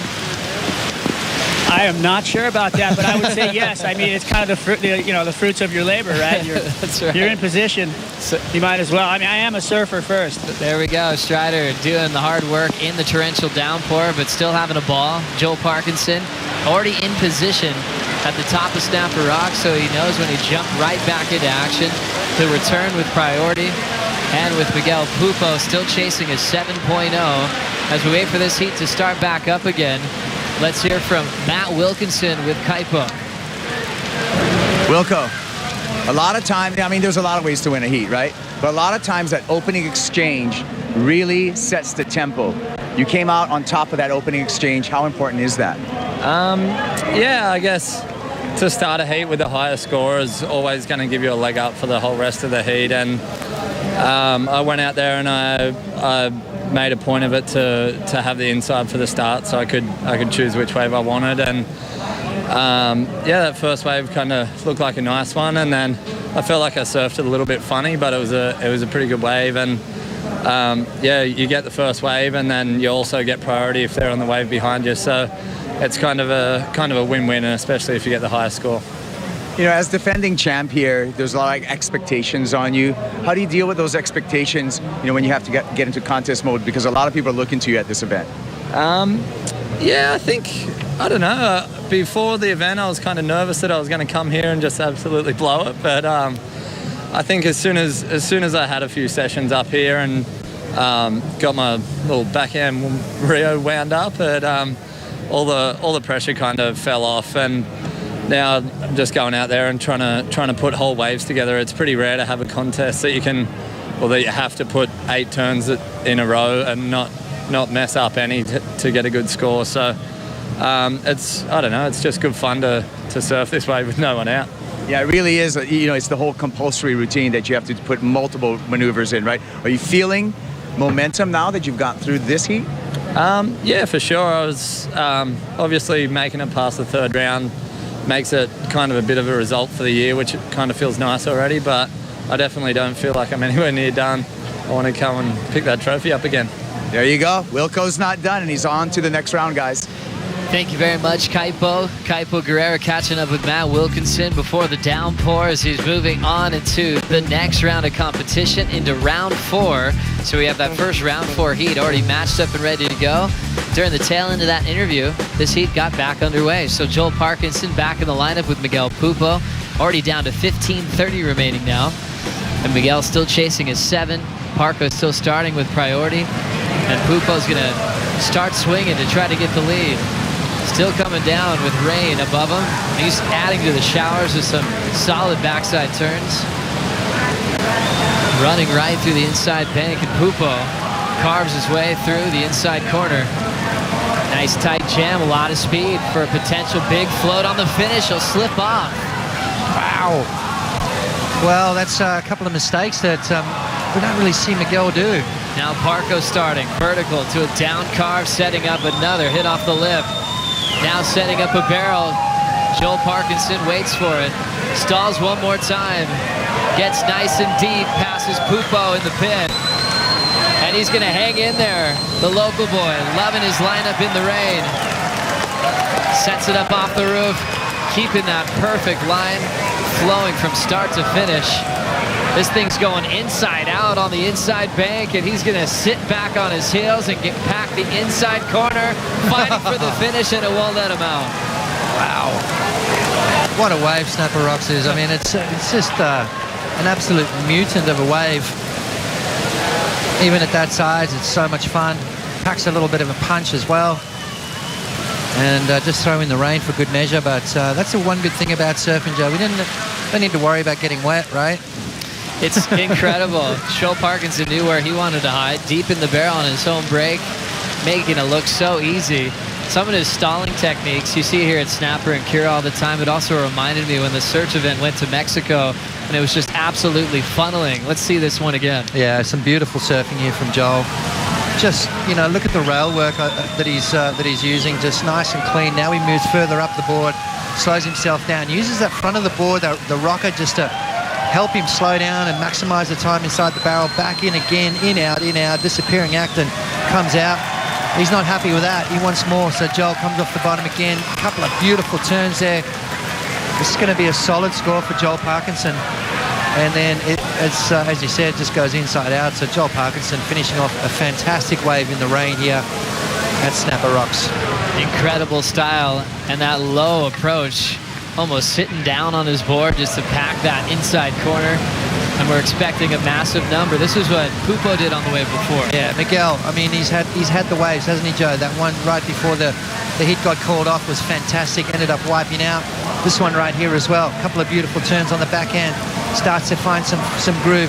Now he goes up over the lip and didn't quite get the board up on top of that lip as much as he wanted to. Pokes the nose and goes over the handlebars. So a couple of back-to-back errors for Miguel Pupo, which is really rare.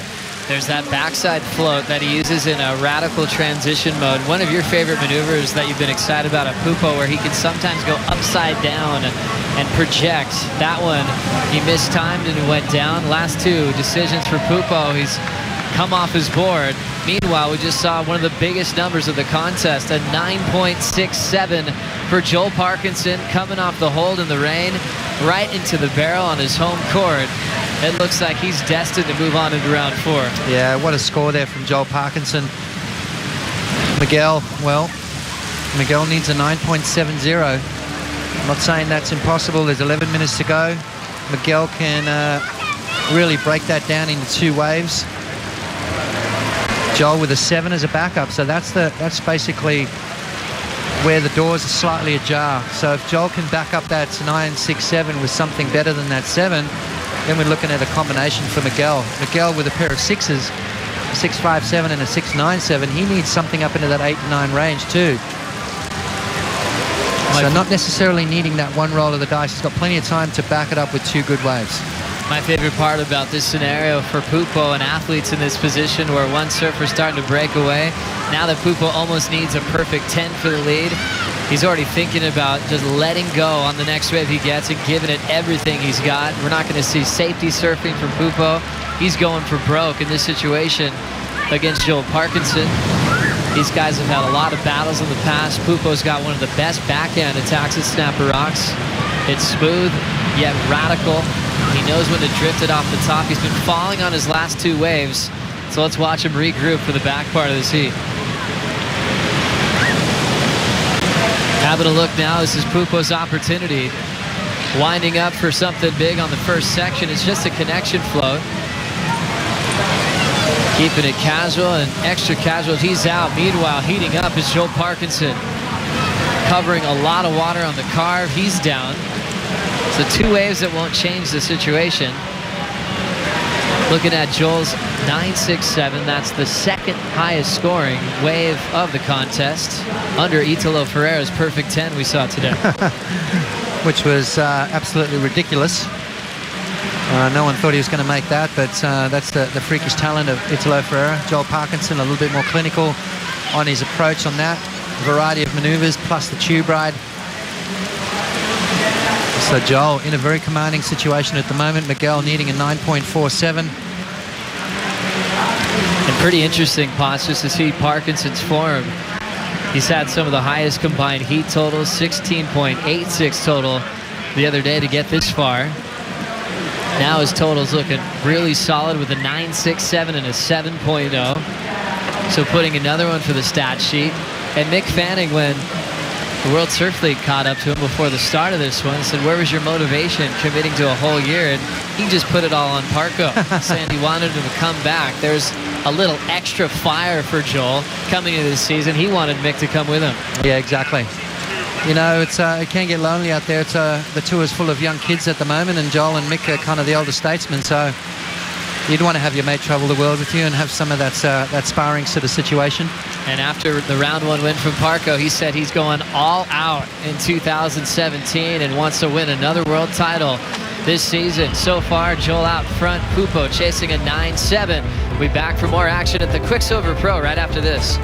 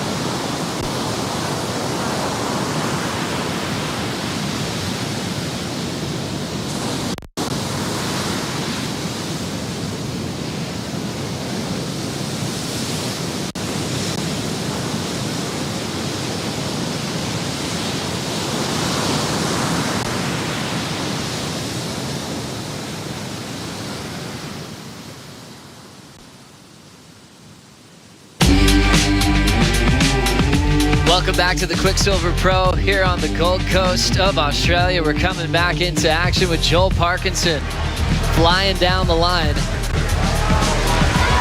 Beautiful turns from Parko coming off the break. Still a ton of open face to deal with down the line. Sets that rail. High line rebound, and he'll just pace his way through this inside, and he's hoping to pull into something. Now starting to stall. Low center of gravity on that stance right there, just getting barreled on his home court once again. To the shakas from Strider, Raimana on the ski. Everyone applauding the performance from the former world champ. Enjoying his local line. Remember, we went on hold. He didn't cool off, Potts. He actually heated up to put down bigger numbers. Pupo might be chasing more than a 9-7 after that one locks in.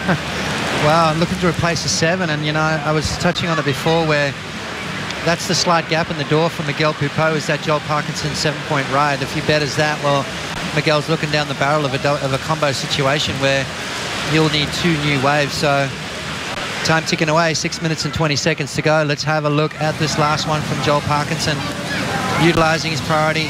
Nice opening maneuver. Nice, clean surfing. Joel surfing right off the tail of his board. Not one of those guys that really move up and down the board, so to speak, unless he's in the barrel. And we'll see that once he starts coming through the inside section. Nice swooping turn there. Trademark stuff from Joel Parkinson. And this is where the wave will offer just that nice little inside section. You can see him come off the bottom. Now he slides that front foot forward just a little bit. Ducks his head and gets a nice little cover up through that inside section. And as you said, shuckers from Strider. Beautiful vision from the water here. How's that wraparound cutty, Joe? That's one of the best in the game right there. Oh, we can watch that all day. It seems like everything makes sense when he hits the lip on the rebound. And they're just so casual, framing it up. Nice and deep to get credit for that barrel. Marco had a 7 to improve on, and he's enjoying his job today. Oh, when you're smiling, yep, you're having fun. Looking to replace that 7. It's going to be right around that. A couple of scores trickling through now, so one judge calling it exactly the same. 1, 2, 3 saying that it's better. So this could be a daunting situation for Miguel Pupo right now. Now passing the 5-minute warning. Miguel Pupo is now in a combination. Last score for Joel, 7.57. He does improve. So Pupo can forget about the 6s he's thrown down in this heat. Start from scratch still with 4:45 to go. Pupo's throwing down big numbers. He's on the stat sheet just like Joel with a big 9-point ride he had earlier in the contest. So thinking about a game plan, talked about needing a solid start. Miguel Pupo was at John John's world title dinner in Portugal when he clinched early, and Pupo said some kind words to John John. Also saying how he's feeling pressure because he's a part of the rookie class. So John and Medina both have world titles, and now he's motivated to start getting some big wins himself. Yeah, you know, and I think it's around the corner. You know, you look what happened with Matty Wilco was kind of that light bulb moment where, you know, without even knowing what he was doing, he went on to win an event, and then it snowballed into back-to-back events. And you know, Miguel's he's in that category. He's good enough to do this. So I think there's just something's got to click for him. Pupo now showing a little frustration, not much to work with on that one. So heading back out to the lineup. Pupo often rides JS's, trades boards, and rides some of his dad's equipment. His father, Wagner Pupo, longtime competitor. We've seen Sammy Pupo watching the action, his younger brother, who's coming up quickly on the ranks.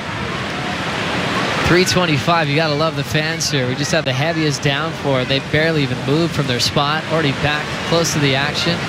It's still warm and hot, so they didn't really have to run for serious cover. Called the contest back on. They're right into position. Parko deep behind the rock. Wanted to get one last solid one before he leaves the beach. Sometimes you catch it with Parko at the start of the season, and he doesn't surf out here too much because of the crowd. You know how much this means to him to have a one-on-one heat at his home break. Yeah, I mean, who's gonna drop in on Parko out at Snapper Rocks? No one, absolutely no one. Let me tell you. But it is frustrating sometimes. I think the hardest part about surfing snapper is once you do get a good wave, you have to sort of negotiate around the crowd. It's not like you're actually surfing the wave. It's like a slalom course around humans. So it is quite tricky to warm up there. You know, hence we had a warm-up session for the crew the other day, and I think maybe they should, in the future, think about that as moving forward for the WSL, is to have, you know, the day before the event starts or that morning, just to clear the water for half an hour, 45 minutes, give these guys a bit of time to warm up. It's interesting then seeing each other that they're going to be battling with. There's certain surfers that take different approaches on warming up. It's all up to each individual athlete.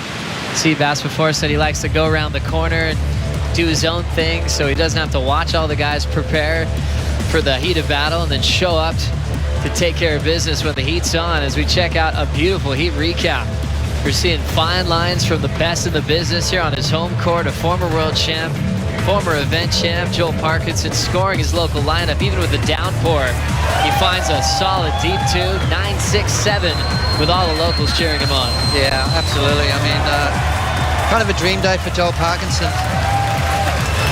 Crowd are just loving it, just absolutely blowing up on this wave. What a wave, 9.67. Then it just turns itself inside out. Joel's sitting on the foam ball there on like a 2-foot wave, and doesn't quite make it, but all the damage was done. And then this one right here, this one kind of sealed the deal, really. 7.57. Two judges went into the 8-point range with this wave, calling it excellent surfing. Just trademark stuff from Joel. I love the way it's sort of casual yet radical at the same time. Look at this cutback. Bang! One of the best wraparounds in the game. One of the best stylish guys as well. Joel Parkinson out here slows himself down and says, you know what? I haven't had enough tube time. Just let me get a little bit more. Love that water angle on the shot for Parkinson. In his sleep, getting barreled. So casual in his approach, and Parko's going to get a final look. Pupo's comboed, so he doesn't need a score, but he is loving his lineup all to himself. Insane forehand hook right on the open face. Now just setup work. Parko, you can do whatever you want on this wave. Enjoy it. Flowing through his points. This is one of the big reasons why this season is one of the most anticipated in history. You've got a world champ like Parko that's more fired up than ever. He's sitting on the foam ball out front, now deep in the tube when he doesn't need a score, and he comes flying out with the buzzer. He's got room to stall one more time. Down with the free surfers and the swimmers. He's going to take this thing down to Greenmount. Maybe another section here for Parko. Just trimming this way through and enjoying every bit of it.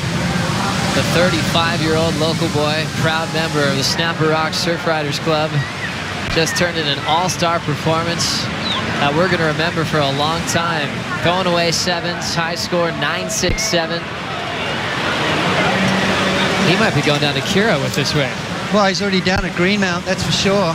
He's way down there. That's the trees down at Greenmount. He's just gone around the corner. That's about a 500-meter long ride. About a minute and a half. Well, we got stuck at the bushes. We're not coming with Parko around the corner. We can't even see him anymore. We're going to have to send him a message. Well, he won the heat. Meanwhile, Pupo's going to get barreled on his effort on the way in. A little bonus for surfing really well in the early rounds. We were really looking forward to this matchup because Pupo was on fire with his 9-point ride in his previous matchup. Joel Parkinson, 17.24 total, moves on to round 4. Round 3 continues here at the Quiksilver Pro, bringing Ronnie Blakey and Peter Mel for the call.